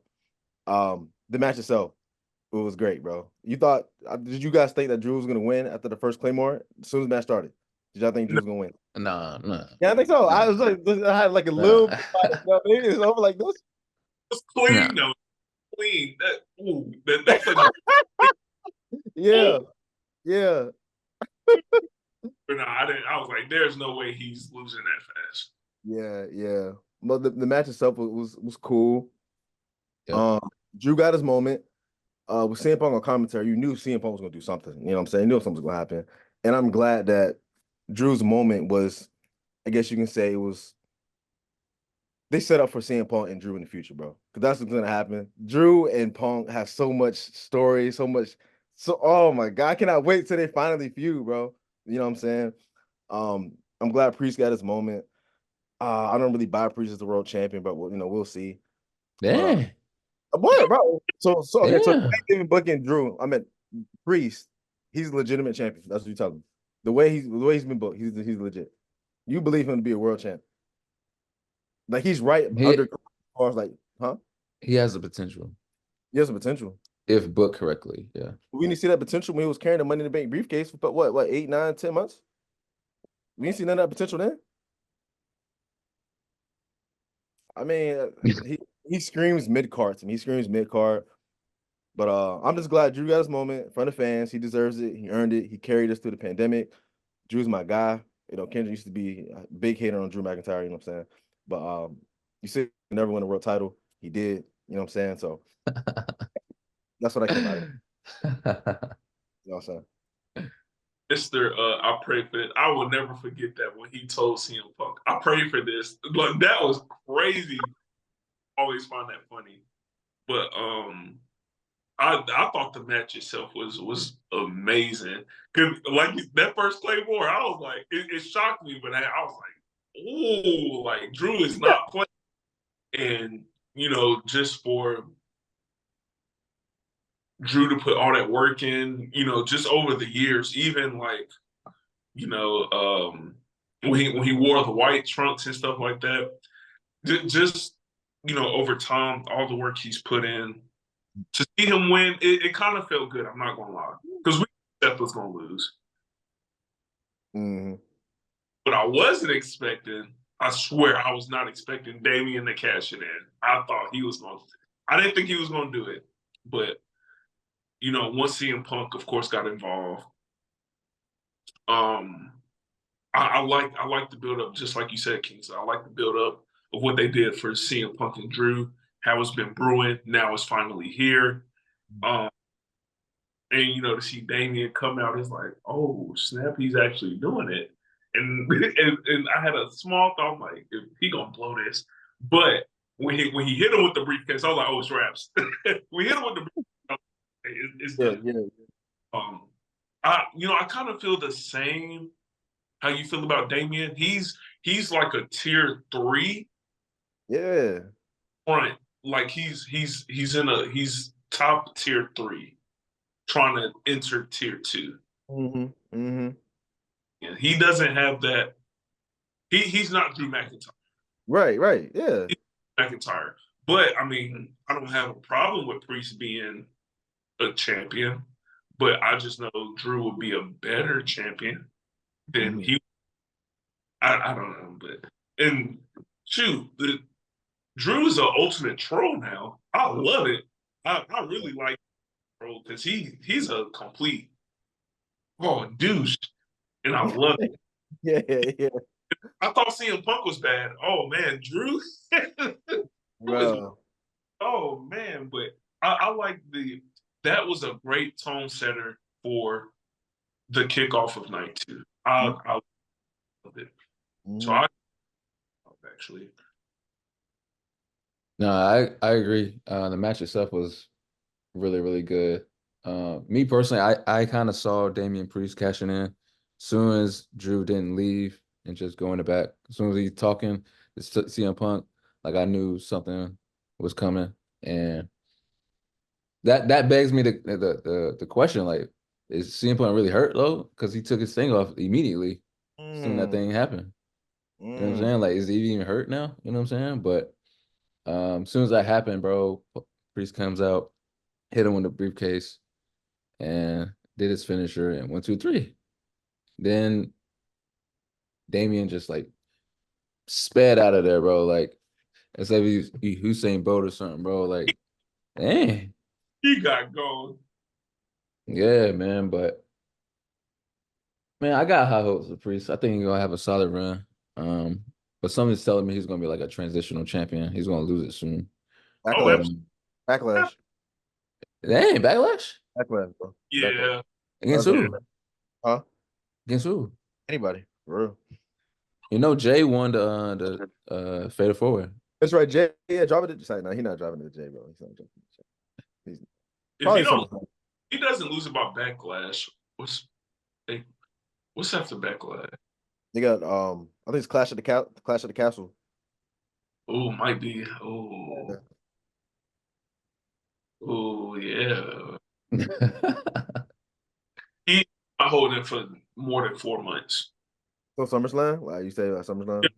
He's most not having it by SummerSlam. Absolutely. Yeah. He's an elite employee.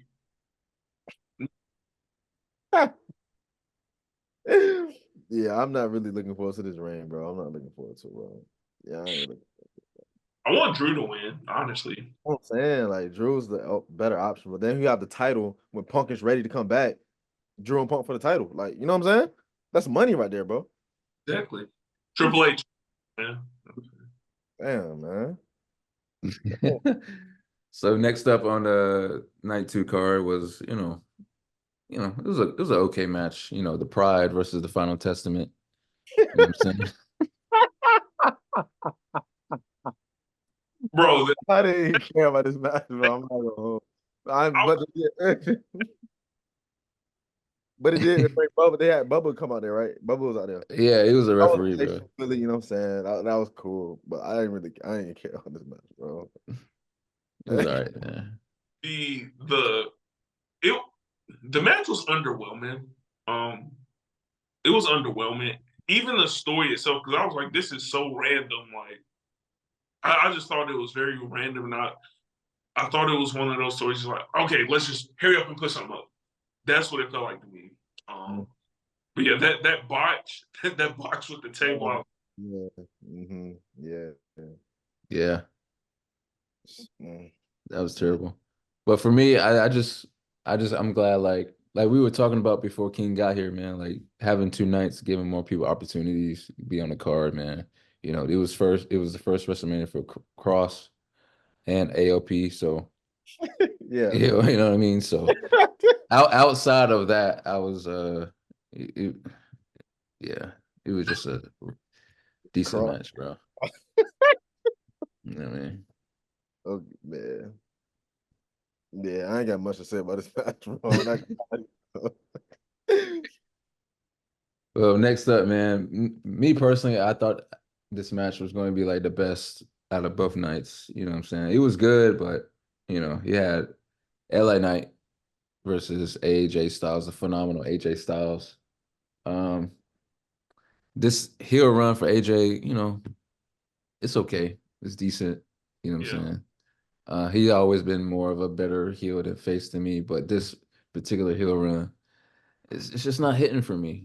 You know what I mean? It's just not hitting. But definitely thought that LA Knight was going to win, continue his momentum, continue his little rise. But the match itself was it was good, thought it could be better though. How'd y'all feel about it? You go ahead, bro. I really don't have any comments. Only that was Kendrick, like you said, it was a mid-match, and I'm not feeling this. This one particularly, I'm not feeling this heel either. Like he just seemed like I almost said something. He seemed like a little girl, and I ain't rocking with it. It's like, bro, like you just all you do is whine, complain, and oh, my nipples hurt. Like I don't know. Like, Yo. Down to me, like he just always, hey, you. Like if you're gonna be a heel, do it right. It just don't feel right with him doing it. But the match itself, it was a little lackluster. It was a little underwhelming as well. I was expecting a little bit more out of LA Knight, I guess. Even if he, even if he didn't win or did win, I was just expecting a little bit more from LA Knight, and to see the not even the outcome, just the match itself. It was just like, man, all that build up for what? That's what it felt like. It kind of felt like a letdown. So I don't really have any comments about the match. I just thought it was one of those mid matches. Shoot, even the Shane McMahon and AJ match was better than this. But Oh, for sure. Yeah, that match was definitely. Crazy. Yeah, crazy. I gotta watch that back. Yeah, that was the best match on that show. I do it all the time. it was. You can say you can say that. Yeah.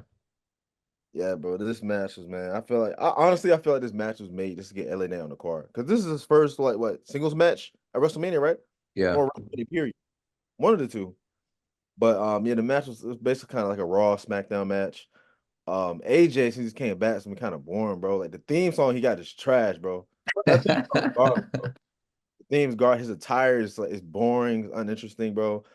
I think they face him next week for the right to face Cody at Backlash.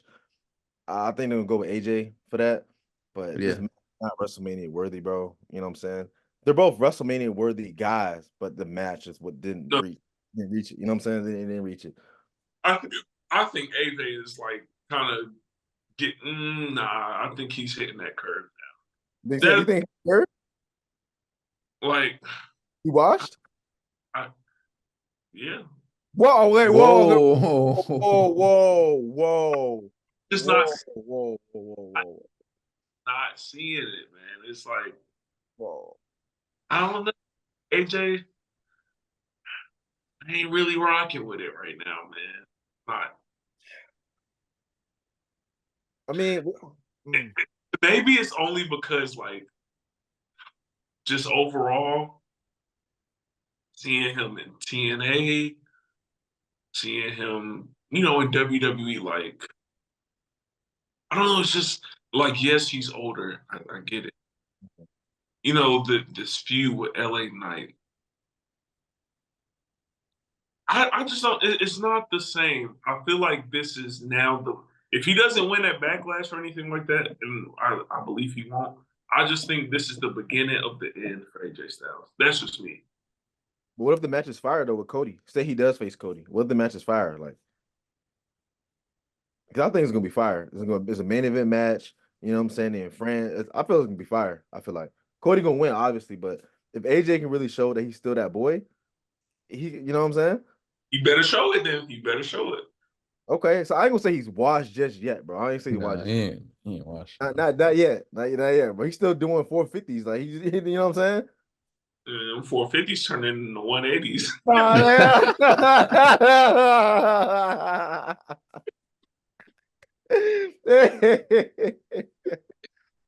Yeah, but the match was like so. It wasn't bad by any means, but just it was decent. Yeah, I'll say that. Definitely. Next you had the triple threat match, bro. United States Championship. Logan Paul retaining against Kevin Owens and Randy Orton, bro. Definitely did not have Logan winning, but it was a good match, I would say. Me personally, you know what I'm saying. I didn't really expect like a lot, but like it was good for what it was. And Logan Paul retaining, man. When y'all think he's gonna lose that thing? Mm, Backlash. I Dang. think I gotta go SummerSlam because SummerSlam's in Cleveland. He's from Cleveland, so I think he's gonna hold at least to the end. But then that means he'll win. I mean, dang, Logan Paul's. I think he's proven that he belongs in E, right? He's a legitimate like guy now, right? Take the brass knuckles away. We'll see. You said what? Take the brass knuckles away. We'll see. I mean, if you look at the Roman match was like match of the year type candidate. Like that match was really crazy. Like, Yeah. Okay. If he doesn't lose at Backlash, or if he does lose at Backlash, right?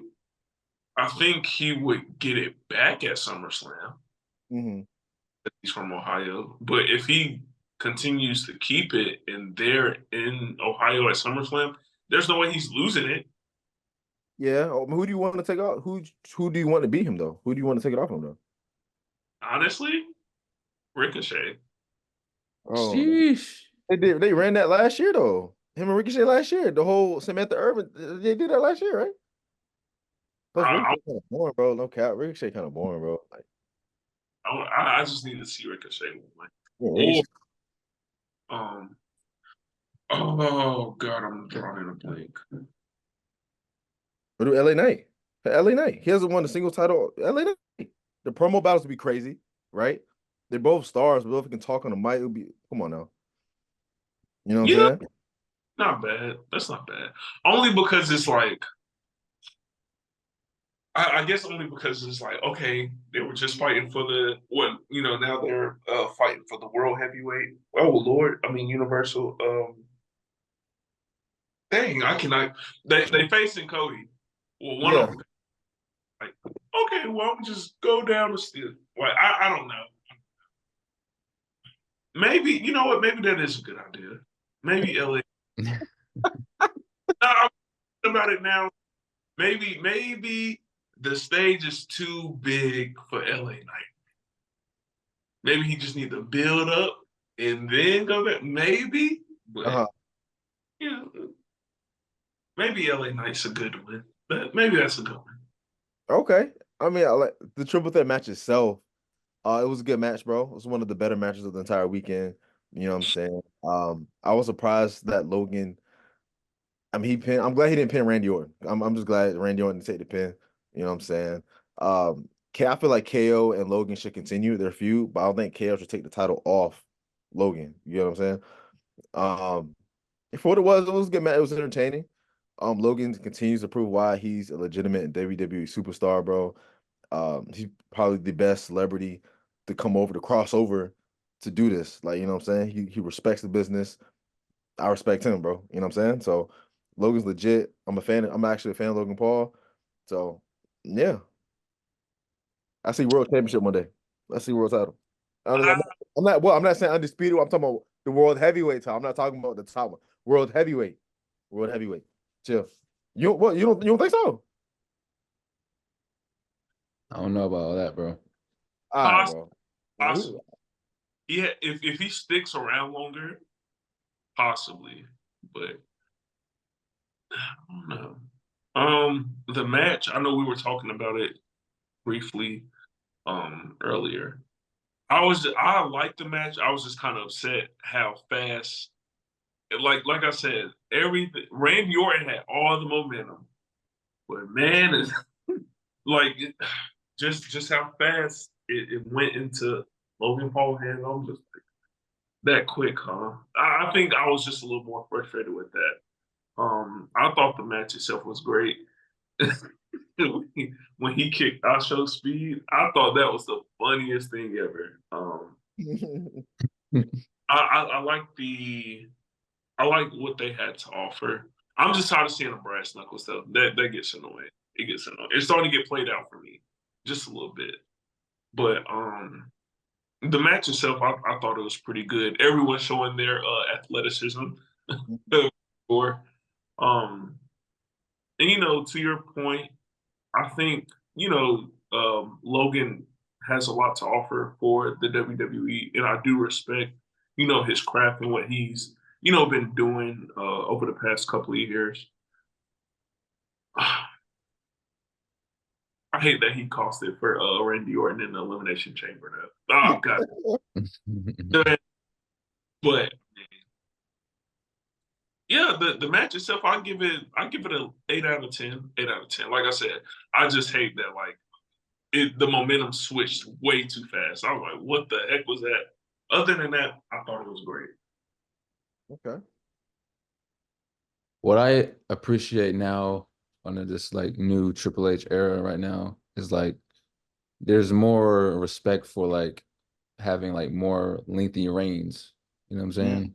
Like obviously you got Roman Reigns 1,300 days, Gunther 666 days. Logan had been champion like what, couple months now? 3, 4, 5 months? Yeah, something like that. Yeah. Yeah, and then this next match, Io Sky, she won at like SummerSlam last year, right? Mm-hmm. Hey, that's been like a lost arc, within WWE for the past couple of years now. So like, just like putting more respect on the champions and stuff like that has been like a really good thing to see now in today's WWE. So like you have the 2024 Women's Royal Rumble winner Bayley overcoming the odds. She was went into that match at like what, 3 or 4, something like that, and then winning it, going up against her former Damage Control partner Io Sky. And I mean, I think everybody had Bayley winning this one. You know what I'm saying? But I thought it was a really, really good match. Arguably up there with, the main event, in my opinion. What? My opinion, bro. Oh, My no, opinion. I understand. I don't expect you to say that. I wasn't expecting you to say that. I said it's up there. The main event was definitely better. We said it's up. This was like in the same, like kind of like the same shirt, like The same. main event right here, you know what I'm All saying? To me, what I'm saying? right. As Okay, far you got as it. as far as this card, you know what I mean? You got it. You got it. You know what I'm saying? but I, I mean, yeah, you got it, bro. You got it. You got it. how did you feel about this match, bro? And where do you think, how long you think Bayley should keep this title, bro? Me? Oh, Anybody?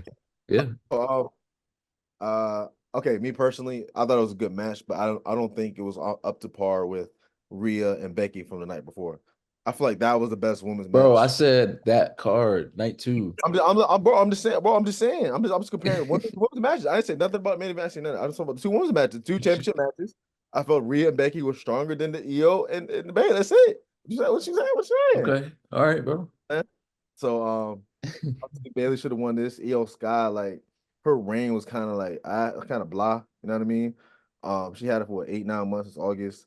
Wasn't really doing much. Wasn't really changing life. You know what I'm saying? Bayley, obviously one of the greatest women's wrestlers of all time, bro. She's up there for me. She's my favorite four horsewoman member by far. You know what I'm saying? Bayley should hold this title to. I don't see her holding it to 41, bro. Maybe SummerSlam. You know what I'm saying? But she had her moment. I'm just glad Bayley got her moment. The story was strong. It was WrestleMania worthy. Um, it was a good match, bro. I don't think it wasn't the best women's match of the weekend, but for what it was good. Right woman won, and then we'll go from there. I think the match was pretty good as well. I have to agree with Kingsley. Rhea and Becky was way better, but I like what, and this is just me. Like, yes, Bayley shows like her grit, her grind, her perseverance, but what EO showed and displayed at WrestleMania, I was actually impressed. I was like, oh, she's in her Duffy, and I thought it was one point in time I was like, yo, if Bayley lose this, like she's just tarnishing her. I'm not gonna say her legacy, but like it's just not a good look. Yeah. And I really liked what EO had to offer in the match. Mm-hmm. Because like we said, we all knew Bayley was gonna win. But how was that gonna look? How was that gonna turn out? And it felt like I think this match will be more of the underrated, women's like championship matches. It wasn't like too much, but it was just like, ooh, like it was nice to watch. It was nice. And like I said, I was just more impressed with EO had to offer, even though she came up short. But I do like that Bayley had the grit, the grind, and just the strong will to like, I'm winning this. Like Mm-hmm. I'm not leaving without winning. So all kudos and respect to Bayley. So before we get into the main event, something about WrestleMania is that the entrances of the superstars and what they do coming out. So in this WrestleMania, who do you think had the best entrance, either night one or night two? Cody's one, bro. Cody coming out with Brandy, and then the mat. That was crazy. That Raw. was tough. That was tough. The score. Yeah. Mhm. I say Cody though. Yeah.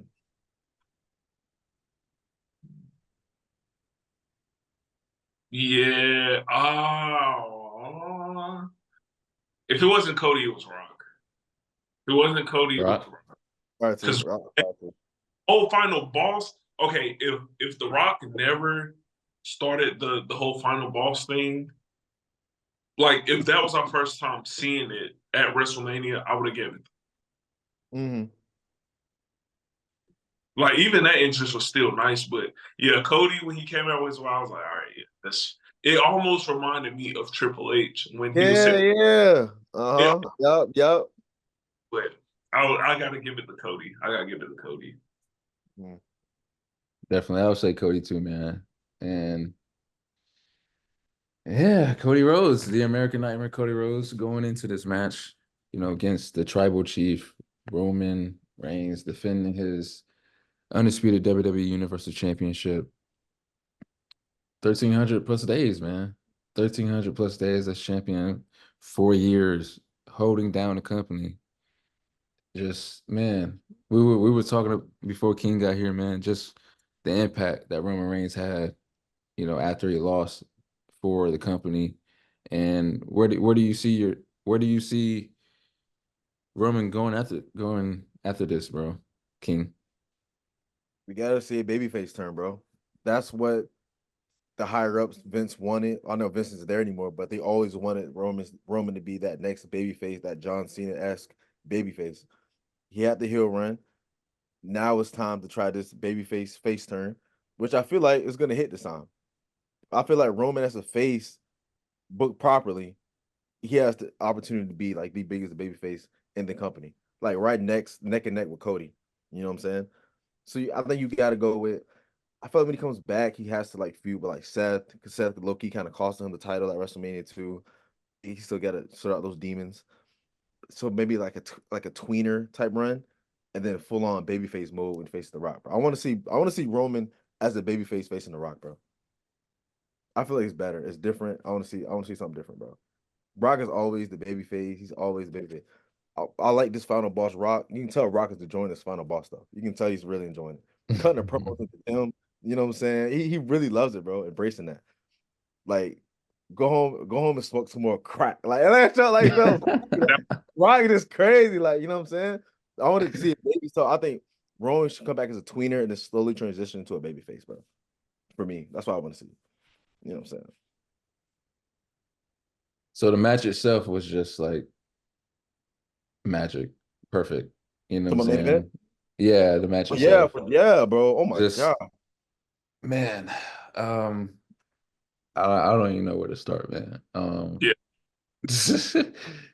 Just well, as far as like the one-on-one that they had before the chaos, it was like really, really good.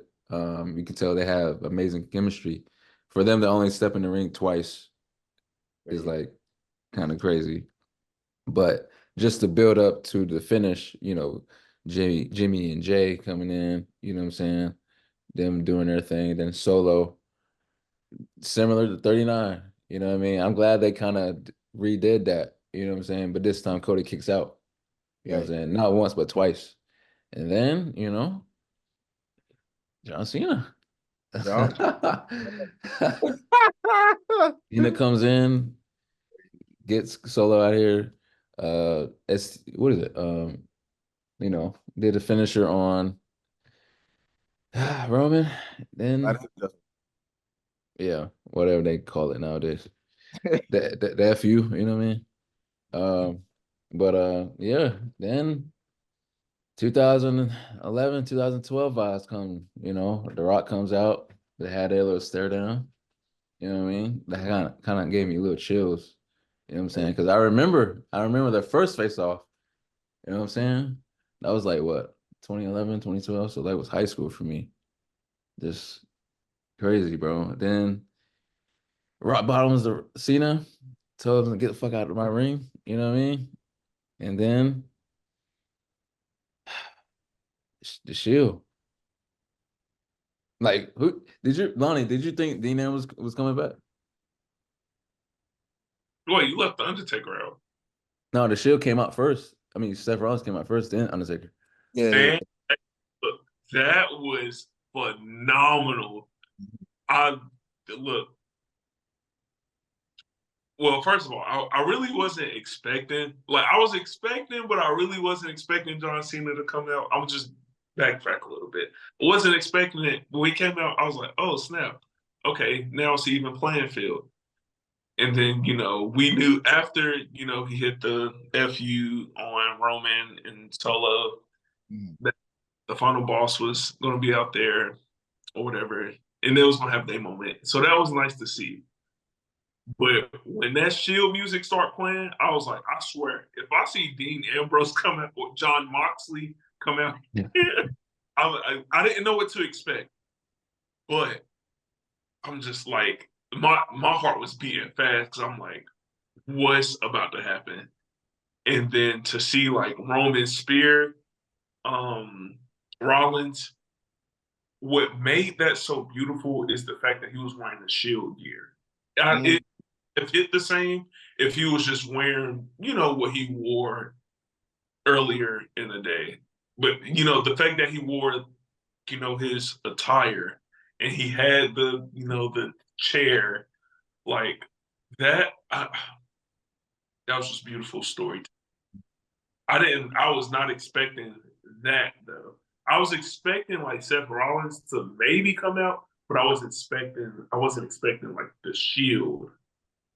I wasn't expecting that. I was like, oh, and then I had to calm down because my son started crying. I was like, oh my God. Ah!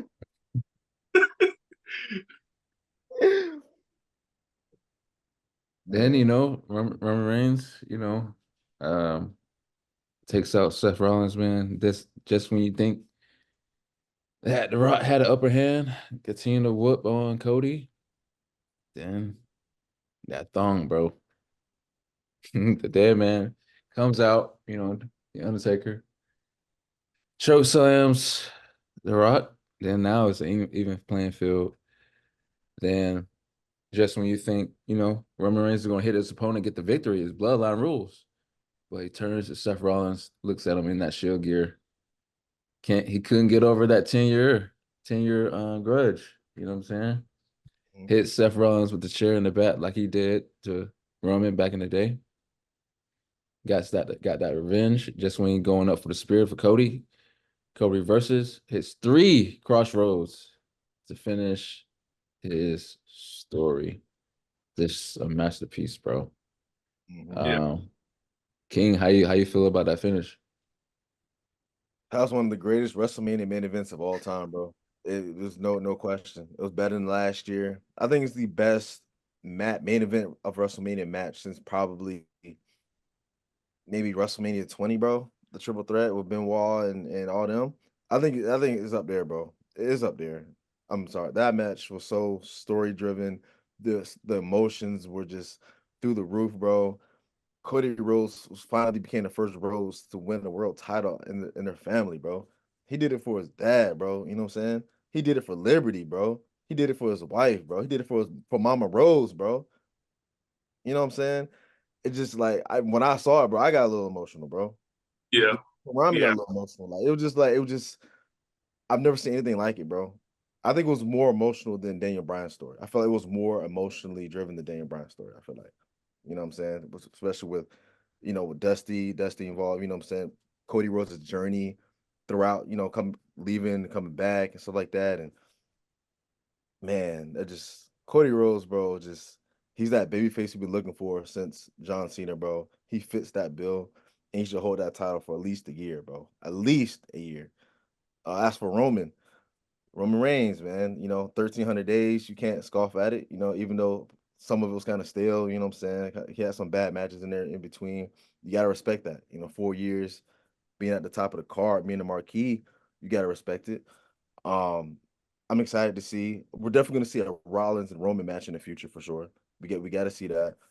I think we're going to see a Roman and Cody match again in the future. Um,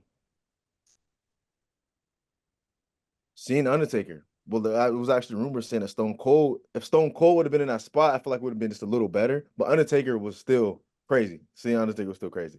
You know what I'm saying? Um, yeah, man, I loved it, bro. It was a 5-star match, bro, for me. Uh, yeah, Cody and Roman have the best chemistry in the E right now, bro. Just two as partners, they have the best chemistry, bro. 5-star main event, one of the greatest matches I've ever seen. Period. Not even just WrestleMania. Period. And yeah, bro, that's gonna live. WrestleMania 40 will live on, bro. WrestleMania 40 is up there, bro. It's legendary, bro. Oh my gosh, yeah, King, I have to absolutely agree, and everything that you said, like just the story itself. First of all, like it's two like lineages, like yeah, and you have like the bloodline, and they have a long line, and compared to the bloodline, when you look at the road, it's like, yeah, And y'all had the American Dream, but that's it. You know, you got two subpar road gold dust. Stardust was crazy. But that's what, what was it? The dashing Cody Rhodes. I kind of like that one. I'm not. The dashing Cody Rhodes is pretty cool. But I think the thing that really stuck out to me the most was Roman had everything in his hand, and the only thing he could focus on was Seth.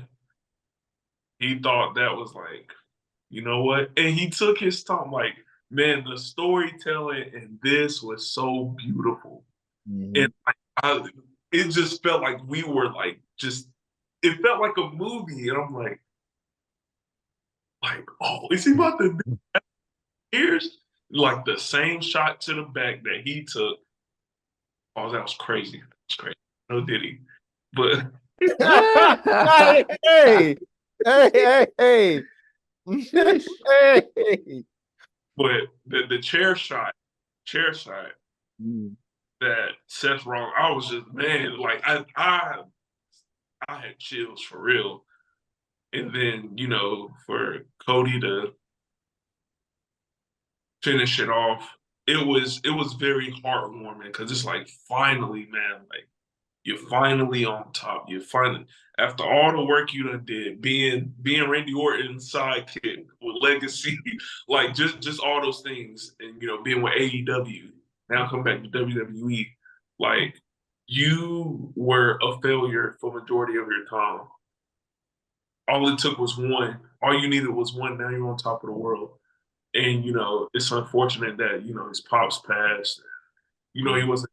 I think that's why, like, I got more emotional about it because it's like, man, he's finally on top, but you know, his pops isn't physically there to like see. Dang, man, like, yeah. But I thought the match was just beautiful, especially like that last 5 minutes was just a masterpiece. And Paul, you did your thing with that. And shout out to Paul Heyman too, man. That dude, I love that dude. But yeah, that's probably the best WrestleMania match I've seen of all time. Yeah. Dang, you missed that one too. We had a Kendrick had a question about that. What's the greatest WrestleMania match you've ever seen of all time? Like just like I've seen it, or it has to be like watched like live as it happened on TV. What do you mean? But just period. Period. Yeah, I probably Shawn Michaels, Ric Flair, or the Triple Threat at WrestleMania 20. Probably one of those two. You said yeah. We said main events, right? You said main events. No, it can be any match. Oh, wait a minute. Okay, Shawn Michaels and Ric Flair at 24. That's 24. Oh, it's funny. I think all of ours include Shawn Michaels. That's what I'm saying. He did go. That's why he did go. That's why he might go, bro. That's why he might go. Of course, include Shawn Michaels. Oh, 25. You had 25. I had 26. Yeah. Oh, okay, yeah. So 24, 25, 26. Oh, look at that. Yeah. That's crazy. But yeah, man, like y'all said, man, like just the story of where Cody was and where he is now is just remarkable. You know what I mean? Like I think I told you, King, in the preview, like I was somewhat a fan of a Cody, you know what I'm saying?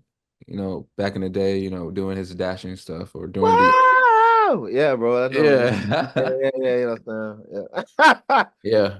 Then the undashing stuff when he had the mask and doing the scholar stuff with Damian Sandow, you know what I'm saying? Then of course you know, Stardust, you know what I mean? Like, you know, I was more of a fan of his theme than the actual character. You know what I'm saying? But then, you know, he asks for his release, he gets released, he does his own thing in Independence, he does the Impact, he goes to Japan, does all this stuff. Then AEW, he starts AEW.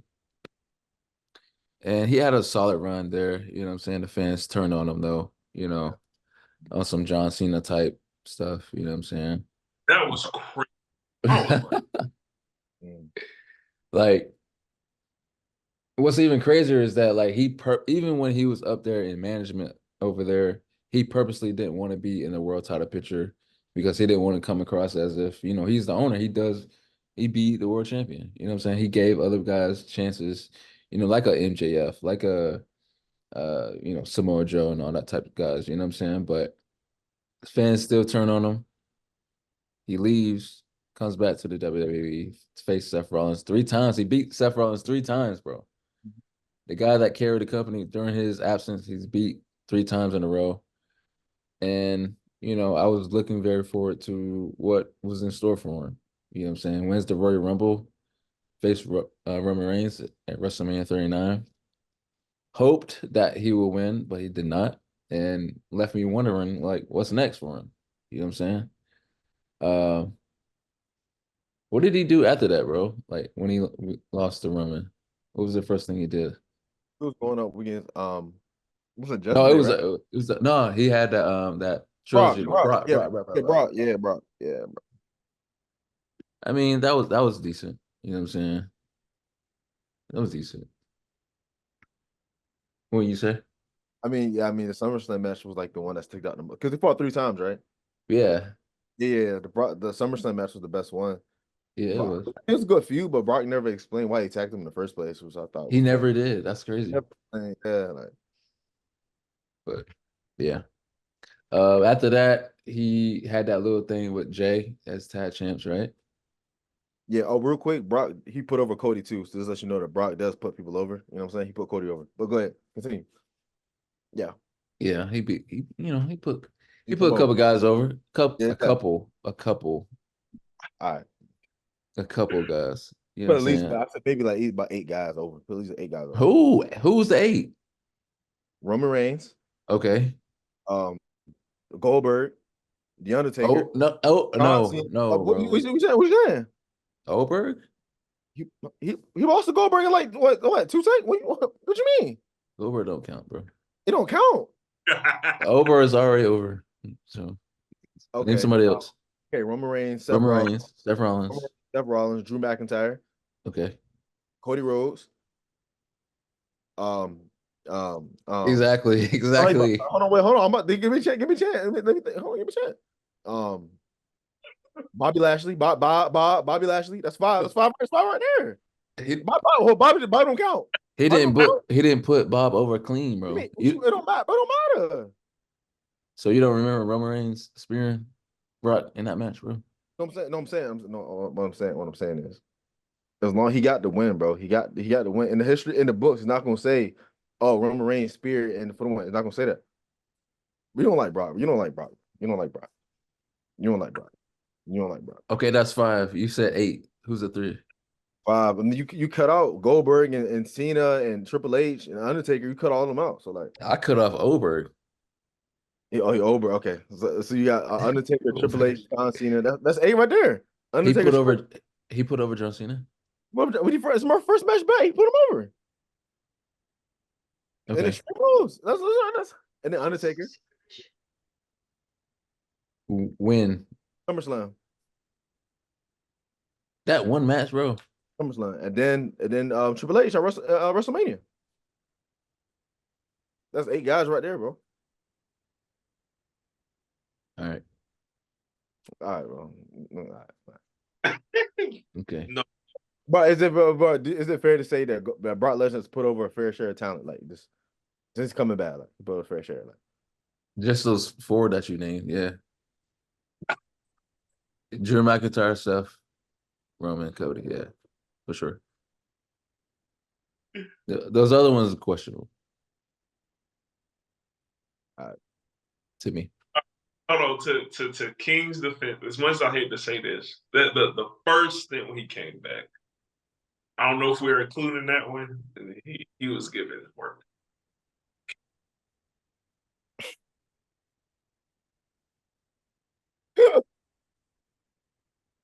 Oh, we got off talk. We'll talk about Cody's like, you know, rise to the championship.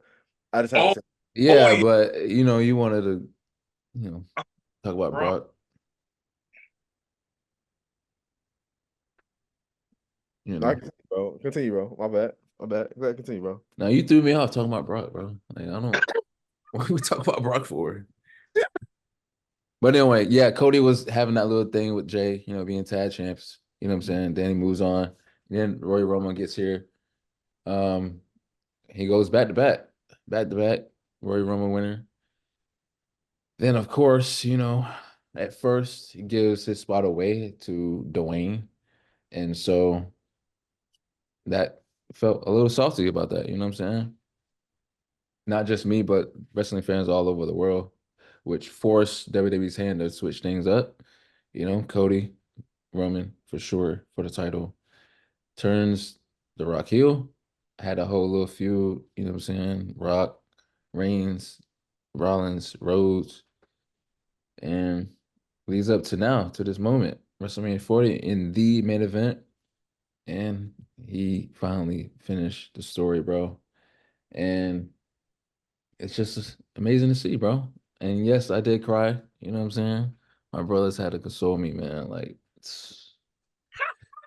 Wait, wait, wait, not even wait, gonna so lie. wait. So you like you actually, like I'm saying, like you actually like that, like. No, I'm, Yeah, I'm not even trying. No, I'm not, even, bro. I'm not even trying to be. I'm not being for real. I'm being for real. I mean for real. yeah. Because No, I'm saying, me, no, I'm saying, because Russ supposed to make us feel something. You know, supposed to make us feel something. Yeah.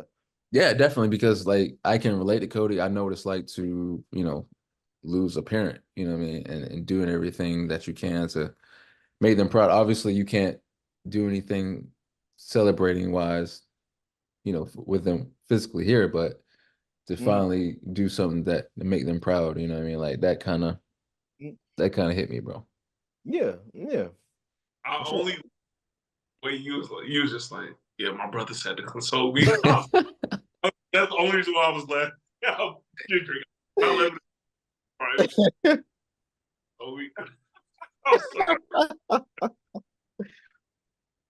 Yo, man, that's man. Yeah, WrestleMania 40, bro. It's a great one. Yeah, absolutely. I loved it. Whew, I'm ready to see what they got in store for next year. Because if they're able to top that, whew, man, mm, I don't know, 40. That's probably the best one I've seen. Just Oh, for real, that's your favorite. That's the best one of all time. 40. yeah, it was it was tough in a sense of because, like I said, I don't think if it wasn't for the night before with the tag team match and the tone setting match with Drew McIntyre and Seth Rollins, I would have a different opinion about it, Yeah, feeling about it. But it was just like beautiful, and like I was saying, like how all the stories were like intertwined with like it's like four stories in one, yeah, or because you got Seth Rollins. First of all, it started off with Seth Rollins and CM Punk, and yeah, Drew found his way in there. So now you got Drew and CM Punk. Then you got Seth Rollins and Roman Reigns, but then you also got Roman Reigns and Cody Rhodes, and it's yeah. just into one, which is why I believe it's like my favorite.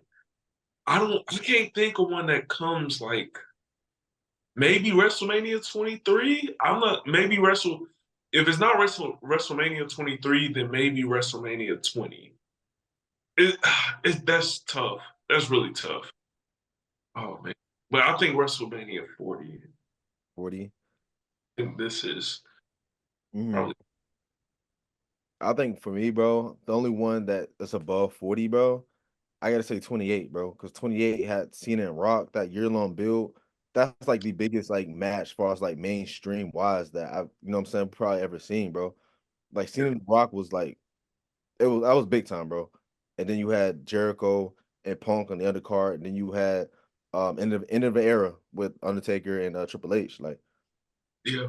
28 is 28 is like 28 is goaded, bro. 28 is golden for sure, bro. I got to put 28 and then 40 is like right there. Night 2, so Mania 28 and then night 2 of WrestleMania 40. Like right there. Yeah, right there. That's solid. What about 31, bro? See, 31. 31 was kind of because Triple H shouldn't have to win that. He shouldn't have won that match, bro. It's kind of just ridiculous. And then Bray should have beat Undertaker too. I feel like Bray should have won. Whoa. What? You think Bray should have won that? It was too early for Bray to win that, bro. It was too early. Yeah. Nah, bro. What? So the Undertaker lose back-to-back WrestleManias. So what? So what? Did he put over by that time? Bray Wyatt was still trying to come into his own. Who was that next generation? Like, I mean, dang. That's crazy. Bray lost last year to John Cena at WrestleMania. He should lose. I mean, dang, that's too straight for him. They were trying to establish Bray as that next Undertaker type guy, but he keep losing at WrestleMania. I mean, my gosh, when can he win? So why didn't they pull the trigger on him? I don't know. You told me, bro. You know what I'm saying? I don't know. You know what I'm saying? I don't know. It's crazy. What I'm saying? 31 was kind of like, I didn't say it's mid. It was kind of like, I mean, take out the cash in. Really, like, what was 31 for real? What really stood out for 31? You know what I'm saying? That's fair to say. You know what I mean? But I mean, for real. I mean, for real. I was just throwing a WrestleMania out there. I don't know. 24. I think 24 is definitely my top 5 for sure. Undertaker, Edge, main event, Cena, Triple H, Orton, Triple Threat, Shawn Michaels, Ric Flair, even JBL and Finley. The Belfast Brawl match is up there. It was really good. It was a really good match, bro. So 20. Oh my god. Huh? I forgot all about that. Dang. That's the first pay-per-view I ever bought, bro. So 24 is like it's here, bro. Like 24. Yeah.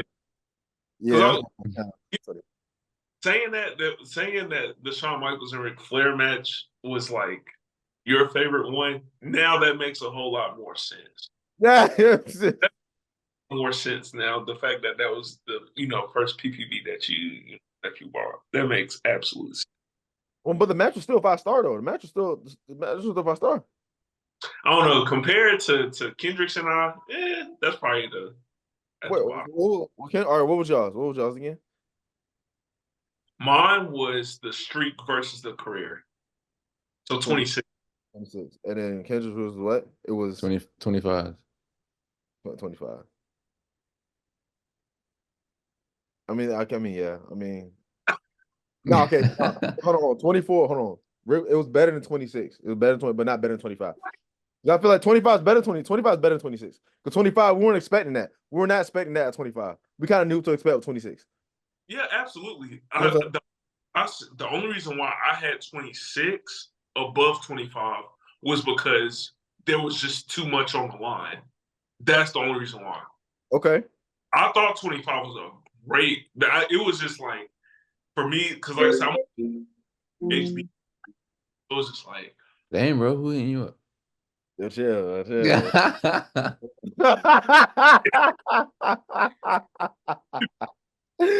crazy. Hey, yo. But 24, I mean, just 24, just like, my parents were watching. My parents got emotional. You know what I'm saying? Like, because they grew up watching Ric Flair. You know what I'm saying? They seen Shawn Michaels. Saw his career like come up. Like, it just kind of the emotion was up there. Like, you know what I'm saying? And the match was good. Ric Flair was fighting for his life because at that point, it was like career. It was a career threatening match. So Ric Flair's career was on the line. His livelihood. He loves wrestling. He's always encouraged in wrestling. Like, wrestling is all Ric Flair knows how to do, bro. And that was on the line in that match, bro. And Shawn Michaels saying, I'm sorry, I love you, giving the death blow, boom, and then that's it. I mean, dang, bro, you can't get any more emotional than that, bro. You really can't. Like, but it hurt more seeing Shawn Michaels on the other side of it 2 years later. It was like, but he was washed at that point, anyways. He was washed. All right, cool. I'm playing. Shit, kidding. I'm playing. Crazy, bro. Get out of here. Hey yo. Yeah, bro. That's my GOAT match, bro. That's my GOAT match. Yeah, so. The Hell in a Cell match at 28 was just as good though. Oh yeah. Oh yeah. That sequence was Sweet Chin Music and then the whole three. Everybody thought it was Bro, raps. that's the first time before the streak ended where I thought it was over. Yeah, bro. I thought it was raps, bro. That's it. It was it. Man. He can't out of my like what the world, man. Sheesh, man. So yeah. Um, I think 30's kind of. I think if you take out Daniel Bryan, like what really is 30 for real? Like, you know what I'm saying? If you take out, you know what I'm saying? What was really 30 like? I really wasn't a big Daniel Bryan guy. Whoa, what? No, I'm serious. I was just like I love the story, but I was just like, I'm not feeling him like him, Wow, bro. like him, them pushing him to be the face of the company. I'm like, I don't see it. And I don't know if it's because I was such a big John Cena fan. And, he was the face of WWE for so long. It's like, man, y'all trying to push him. I'm like, I don't see it. So you thought he was a B plus player? You said what? You thought he was a B plus player? Yeah, I thought of Damn. I just think Cody Rhodes is better at this point now. For sure. Yeah, yeah. Cody Rhodes is, I mean, I just think Daniel Bryanson. Yeah, I don't know. Like, I just think they should have just stuck with. Well, I guess they couldn't have. Like, CM Punk just would have been the better choice. That's just me, though. That's just Daniel Bryan's. Nah. Because if that was the case, nah. I was about to disrespect him. I wasn't about to do that. Wait, what you about to say? I was about to say, if that was the case, just put Evan Bourne as the face then. Oh, damn. Oh my gosh, bro. That's crazy work, bro. That's crazy work. You bro said Evan Bourne. That's disrespectful, bro. That's an Evan Bourne. Yeah. Hey, beautiful. What you about to say, Kendrick? I feel like at that time, with CM Punk leaving, I think they had no choice but to push Bryan. Yeah. You know what I'm saying? The fans wanted it, so. Yeah. Yeah, he's all right.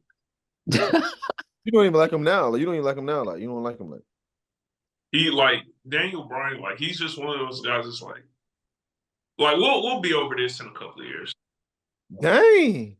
Yeah, that's how I feel about it. To be honest. Wow, bro. I never met like somebody who don't really like Daniel Bryan like that. Like a lot of people say like I respect Daniel Bryan, Daniel Bryan's cool, but you don't really like him like that. Like you don't bang with him like. I respect the work he done, but other than that, no. Dang. Useless. No. Hey man, you put your time in. Got you. Oh, I'm just being honest, bro. Like it didn't work. Didn't work. Didn't work. I like when he was almost like when he was fresh out of NXT. I like that one better. Okay. Okay. Better thing, but God, dog. I like that one better, honestly. That one was more captivating.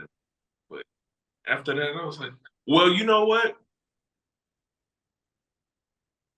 When Randy Orton and John Cena was going up against each other, I liked them, but yeah, I was yeah. You can't convince me to like Daniel Bryan. What about when he was the Eco champion? When he was like, you know what I'm saying, on SmackDown?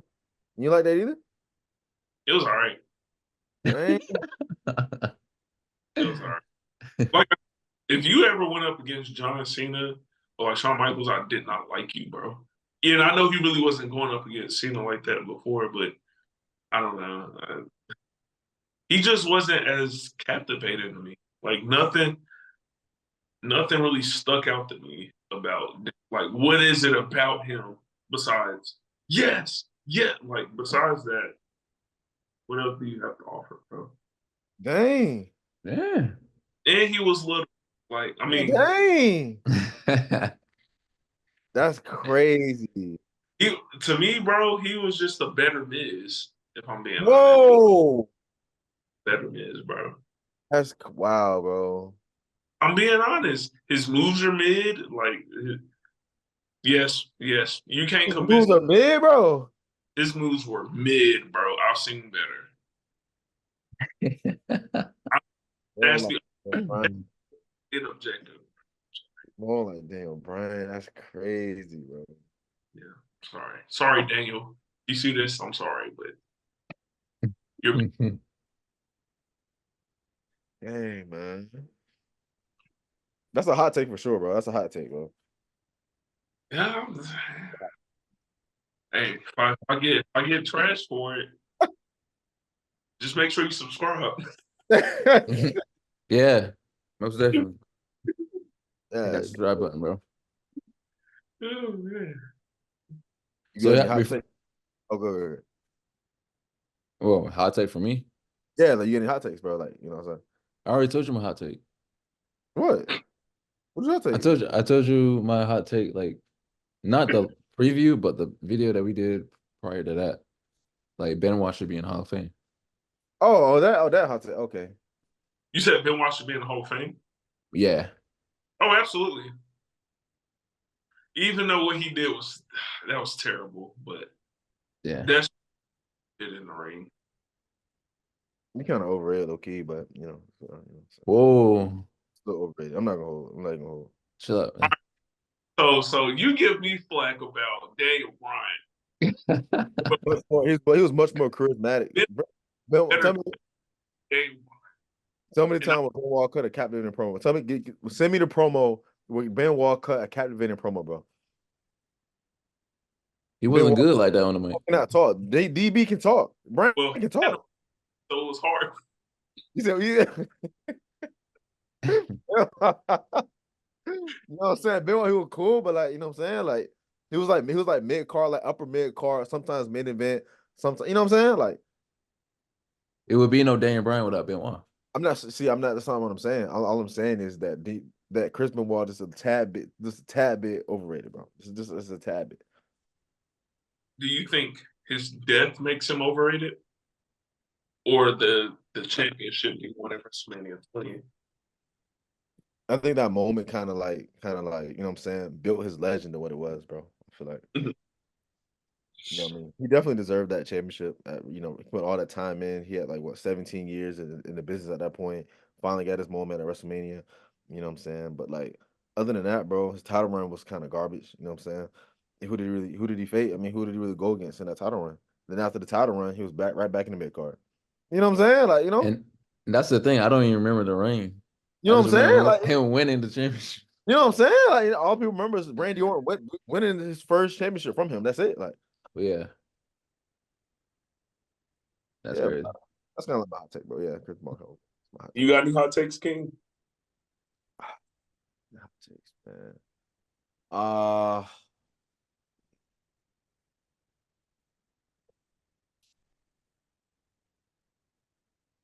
I think Triple H is the legend as a competitor is kind of overrated a little bit. I just feel like he won a lot of matches he should have lost. Like, I just feel like, you know what I'm saying? He's not as big as a deal. He's not a big a deal as W makes it seem. Like, you know what I'm saying? Okay, okay. Which era do you think he won a lot of matches he should have lost? Reign of Terror, bro, for sure. Yeah, for sure. Like the Booker T match, bro, it was ridiculous. That was crazy. Okay, hold on, time out. That was crazy. Now I do have to agree. I absolutely agree with you. I think Booker T deserves more recognition too. King Booker. It's just like he shouldn't have Booker should have went over at WrestleMania. You know what I'm saying? He should have beat Triple H. CM Punk, when CM Punk was hot, Triple H just had to beat him. You know, I'm still not over that, bro. You know what I'm saying? Yeah. Sting, He shouldn't have beat, you know what I'm saying? He shouldn't have beat Sting. Like, why is Triple H going over on Sting in his first WrestleMania? It makes no sense. You know what I'm saying? What's another match that Triple H won that he shouldn't have won? Brock. He shouldn't have beaten Brock at WrestleMania. He should not have beaten Brock at WrestleMania, bro. There's no reason why that should happen, bro. You know what I'm saying? WrestleMania 25. He shouldn't have beat Oh, Randy either. He shouldn't have beat Randy either. Randy was the hottest heel in the business. Triple H shouldn't have won that match. You know what I'm saying? Sheamus. He should not beat Sheamus at WrestleMania, bro. Sheamus was kind of up and coming. Triple H was kind of on his way out. So why is Triple H beating Sheamus at the show of shows? Like, you know what I'm saying? Like Triple H was wild, bro. Like Triple H was wild, bro. You know what I'm saying? get that. Then Dean Ambrose. He beat Dean Ambrose for what? See, the Triple H he's kind of overrated. Just a little bit overrated, bro. Just a little bit. Just a tad. You know what's funny? I think after he cut his hair, he should have just stopped. Yeah, it's just like, you know what I'm saying? He was world champion. You know what I'm saying? He main event in WrestleMania. Like what, bro? I don't know. They was putting over Roman, bro. You should have had Dean and Roman in the main event of WrestleMania, bro. Or at least a triple threat match between the three. Because Dean was hot during that time. Dean was hot. Like, he was hot. Yeah. Now, nasty work if he would have beat Batista at WrestleMania 21. That would have been nasty. Oh that my would, god. That would man. Triple H done some nasty stuff, bro. I'm not gonna, bro. Yeah. Should he beat him at the what was that, 35? Yeah. When it was, yeah. Triple H just kind of, you know. But he's doing his thing as a creative though. He's doing his thing now though. He's doing his thing. Oh yeah. Yeah. You know what I'm saying? Yeah. You know what I'm saying? But that's my hot take though. Yeah. That came to mind. Like Triple H. All right. I got one more, bro.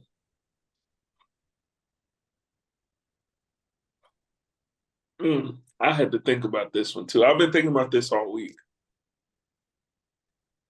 I think Y2J is overrated. In what way? Like it's just like when he be coming back. Oh my! I don't know how to feel about Y2J. Like, okay, now they debut. Now he kind of stale. Like he just said right now he's stale. Like he's stale. You know what I'm saying? I mean, but just even before, like when he came back and was it 06 or 08? I was just like, 08, yeah. Like, I'm not feeling it now. Like, of course, like.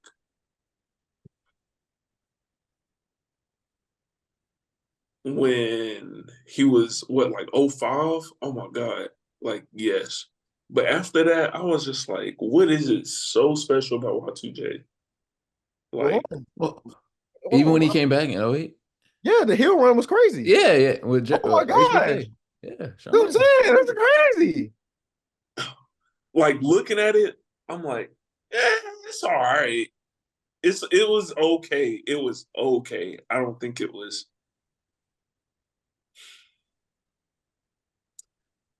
His run. Okay, no, actually, when he came back the second time, because that was actually a good run. I'm thinking about it now. When he came back the second time, that's almost how I feel about AJ Styles now. It's just like I'm not feeling it. I'm not feeling it. I like after his second run, I'm like, what is so special about you now? Like, what?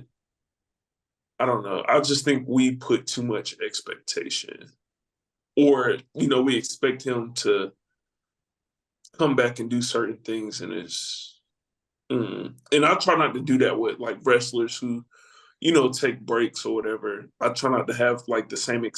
I try not to have the expectation. Oh, you're going to perform at this level again, like freaking John Cena. That's my favorite person in the world. Seeing him run down that ramp was hard to watch. I was like, but Cena kind of goofy now, bro. Like Cena kind of goofy now. Like, you know what I'm saying? Like, like beating John Cena don't really mean anything anymore. Like he's dropped so much lately. You know what I'm saying? Yeah. But like back to what?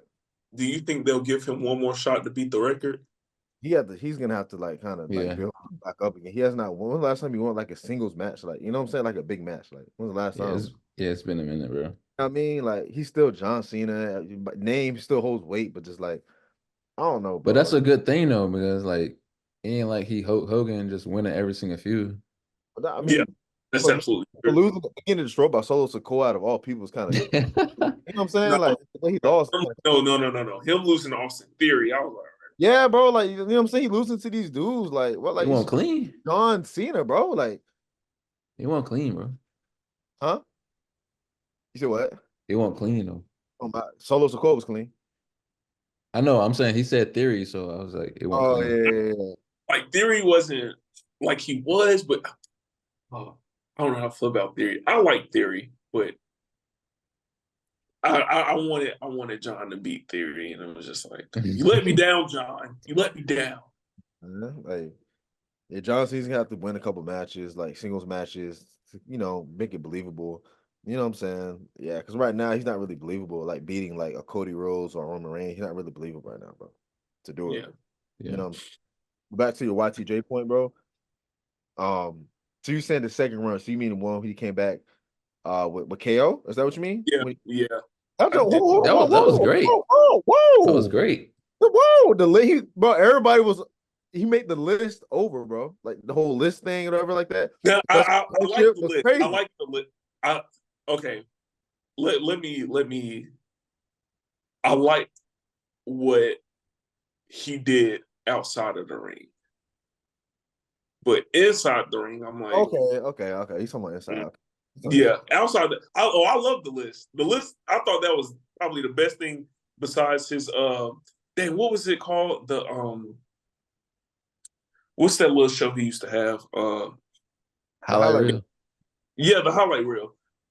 I thought the list was a little bit better than that. Okay.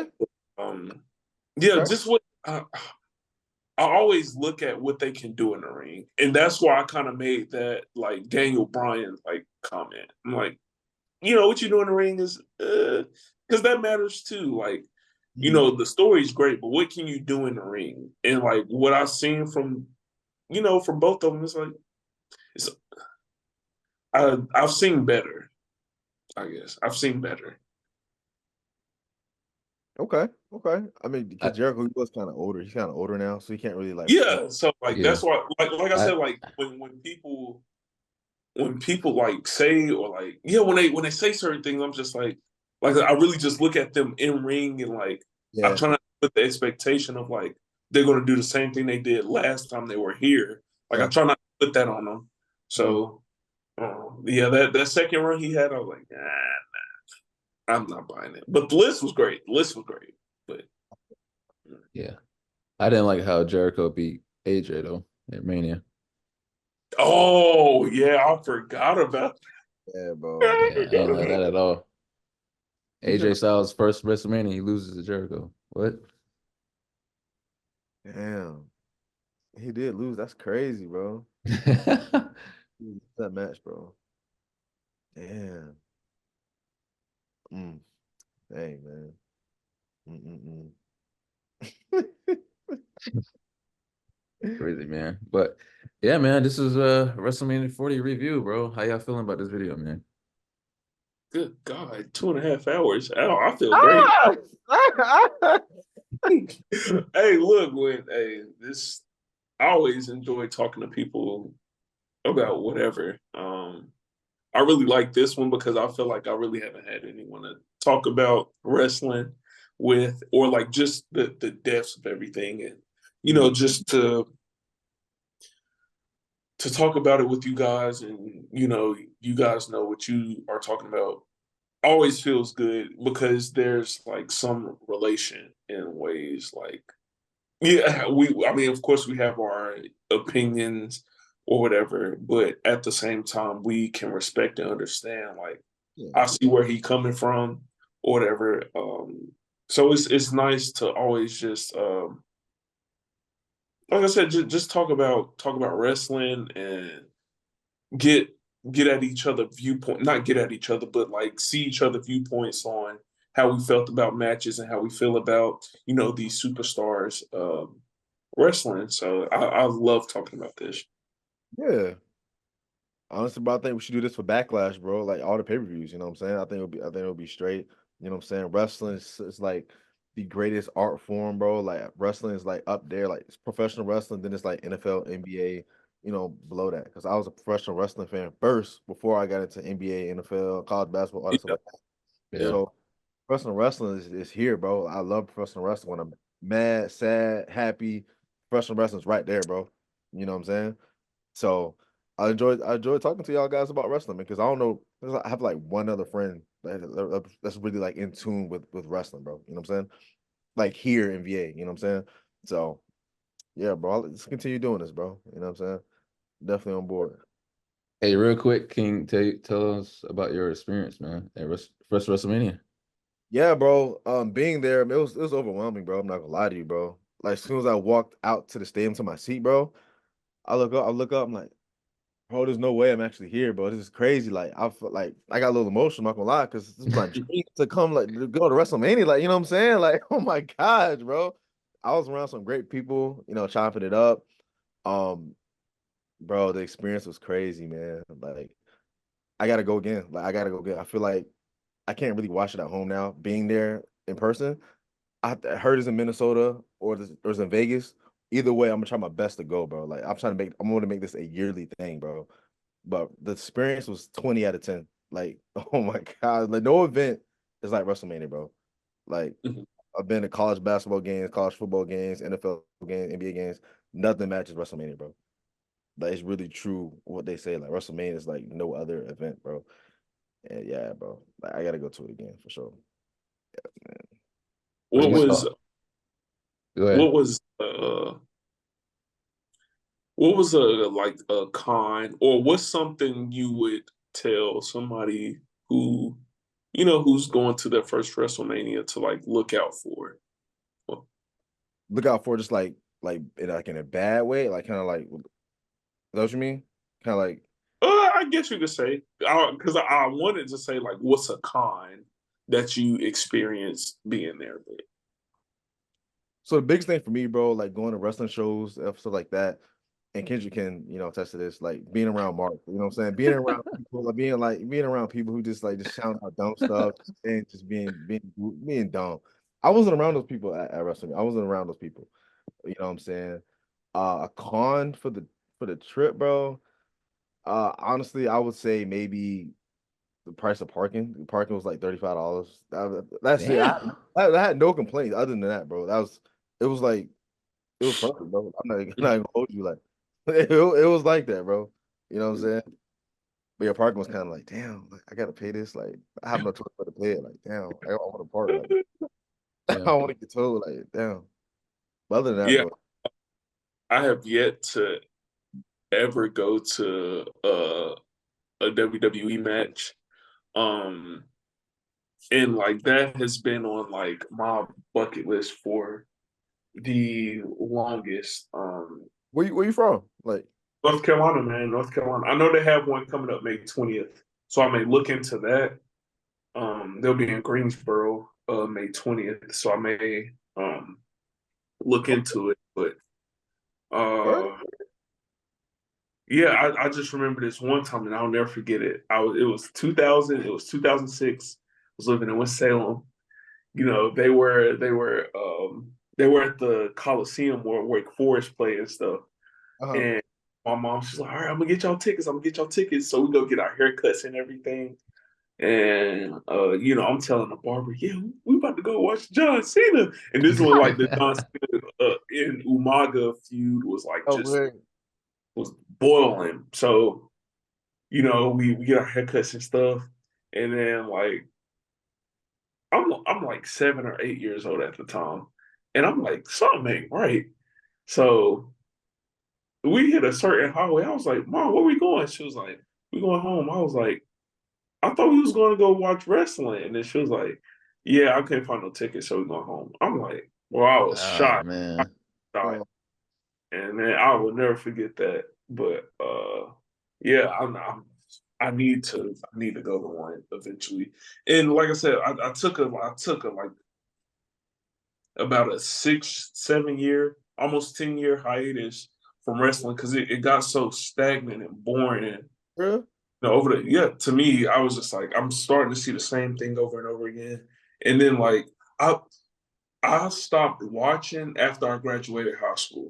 So as soon as I was coming into Chawan Kendrick, that's when I literally stopped watching it. And yeah, I just started a little over probably Thanksgiving. I just really started watching it again. Like I was watching clips on like TikTok and stuff. Oh, it looked like it's cool again. But then like I Thanksgiving, that was around when CM Punk came in, right? yeah, War Games. That's what it was. That's when I started watching it again. War Games. Yes, because yes, it was War Games when I actually started like, okay, I think I'm gonna start watching again. But when The Rock came back, I was like, all right, I'm fully invested. When The Rock came back, I was like, I'm fully invested. I'm fully yeah. But it's like I said, I mean, I'm just glad WWE is what they say now, cool again. It's cool again, and just the way it's going, I feel like it's one of those things like they set the bar so high, and it's like, man, it's gotten even higher, and I think that's what I appreciate about wrestling the most. And it does bother me when people say, "Man, it's scripted, it's fake," and it's like, man, you couldn't do this on your best day, man. Like it bothers me when people do like my fiance, like she says, like it's scripted, what's gonna happen. It's like that's not the point. Like, square up, like yeah. Okay. But yeah, I appreciate talking to you guys about this, and I don't feel like a black sheep. Nah, man. But yeah, what King was saying like is absolutely true. Like it's going to a wrestling show is like pretty cool. I've been to Raws, I've been to Smackdowns, I've been to live events. I've been to one pay-per-view, but that was the what was that? Clash of Champions.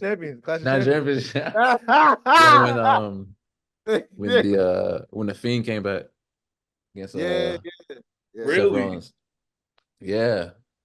Because I think it was wasn't it Rollins and Braun for the title? Yeah, for the title. Yeah. Yeah. They fought So, twice, champions too. They were tag team champs. Yeah, you remember who they faced? I think one of like Rude. It was Rude and Dolph, right? Was it Rude and Dolph? Yeah, something like that. Yeah, something like that. Yeah. And then it was Becky and Sasha for the title.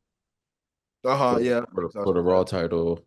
And Kofi and Randy, right? It was Kofi and Randy, right? Yeah, I remember. But yeah, man, one thing that I tell people all the time, like when it comes to a wrestling show, be prepared to be around like a lot of people. Like a lot of people, bro. Especially like fans, like you said, marks, that they know everything about the business and they really don't. Like, come on, bro. Like just enjoy the show. But something like that, like yeah, prepare to be around a lot of people and don't allow that to get in the way of like having fun and just enjoy the show. You know what I'm saying? Because we don't waste money around here. You know what I mean? The tickets ain't cheap. It ain't cheap Yeah, at I see. all. Good grief. Yeah, the closer you want to get. But honestly, at the same time, I treat it like I know what I want to do, and I'm not sitting up in heaven to Yeah, nah. I gotta look. I gotta be up front. I want the camera on me. Yeah. Me. So, but I'm like that with everything. Like, especially for a first experience. Like, when I went to my first Panther game, I'm up front. And my son, when he went to his first Panthers game, we was up front, and then they ended up putting him on. I gotta find it, but they had him on like NFL films and stuff. I was like, oh no. Yeah, I swear, I was like, oh snap, I gotta find it again. But yeah, they had him on a jumbotron, had him on TV, everything. It was crazy to watch. But like that, money's not an issue. I know it's gonna cost, but I'm just like, man, I'm gonna make sure I get the best seat in the house. Yeah. I'm like, look, y'all ever see me? I'm gonna act a donkey. I'm gonna act a donkey.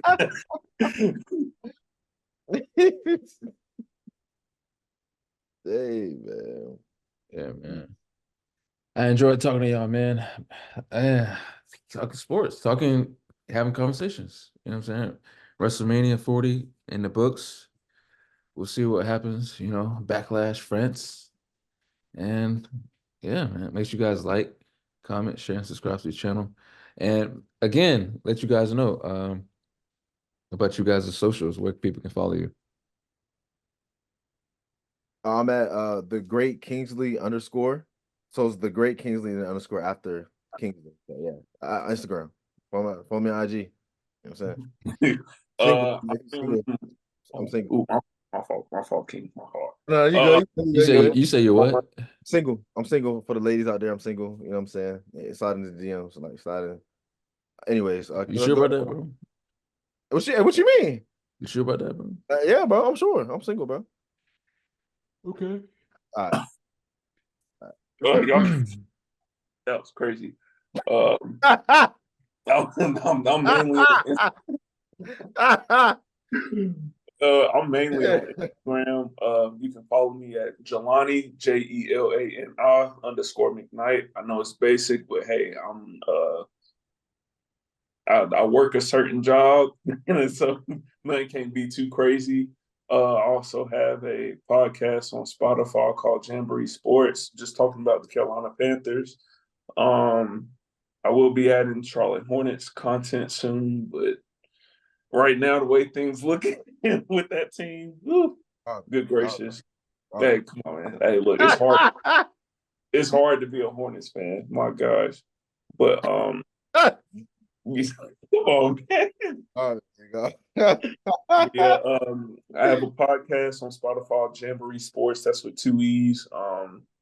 Whenever you guys just want to listen to something, it's there. I've been putting I was about to say I put a lot of content out. No, I don't. I've been really trying to schedule something at least once a week. I put a video or episode out last week. Let me just stop rambling. I'm sorry. But yeah, Jelani _McKnight is my Instagram handle. So. Hey, the playoffs coming up soon. We got to talk about the finals. Hornets not in it though. What you mean? Come on, man. I'm playing. I got Denver and the Celtics in the finals. If the Celtics don't win, they need to team up. We got a Phoenix Suns fan right here. Yep. Yeah, y'all not get out. You know what? You know what? Y'all not winning, bro. Hold on, do you realize? Remember, okay, last year Denver when they won the championship last year, right? We won the most games against Denver last year, bro. We won 2 games, went 6 with them. LeBron got swept. Minnesota got 1 game against them. Who? Miami got 1 game against them. We got 2 games against them. And who did y'all lose to? Who did y'all lose to? We had no bench. Huh? Who did y'all lose to in the playoffs? Come on, last year? Yeah. We lost to Denver. But I'm saying we gave them the toughest. We gave them the toughest test. We had no bench. All we had was KD and y'all still don't. Y'all barely have a bench. Nah, but we got Bradley Beal. We had that 3rd star. Grayson Allen. I say Grayson Allen is the best 3-point shooter percentage-wise in the league. Hey, Grayson Allen will be y'all dark horse. He's the dark horse of y'all team. You know what I'm saying? But yeah, I don't see y'all making it. Okay. Y'all not getting different. In 7 games, no way. KD, he's gonna fold. KD's gonna fold. You gonna fold? Yeah. He's not like that no more. Yeah, he averaged 28 a game this year. 27? I'm like 50% shooting. I could have sworn he was 27. What's that again? I could have sworn he was averaging 27. I mean, the last time I saw it was like 28.9. The last time I saw it. But maybe it's dipped since then. But the fact Hold on. Wasn't he choking in the playoffs? He scored 11 points. Hold on. When did he choke? When did he choke? Bro, I could have sworn last year in the playoffs he choked. No, bro, what you mean? He averaged like over 25 plus in the Denver series. What you mean?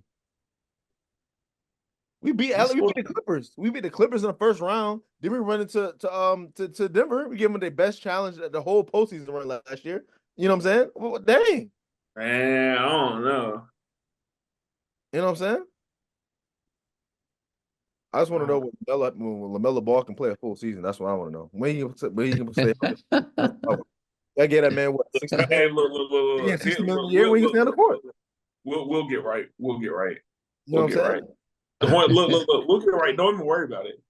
You know what I'm saying? Don't even worry about it. We'll get right. Katie get that third ring. Katie get that third ring. He top 10 all time. He top 10 all time. He get that third ring. He top 10. He a top 10 player. Okay, bro, we need to get out of here, man. What? We need to get out of here, bro. Ah, man. To the next video, man. Yes, sir.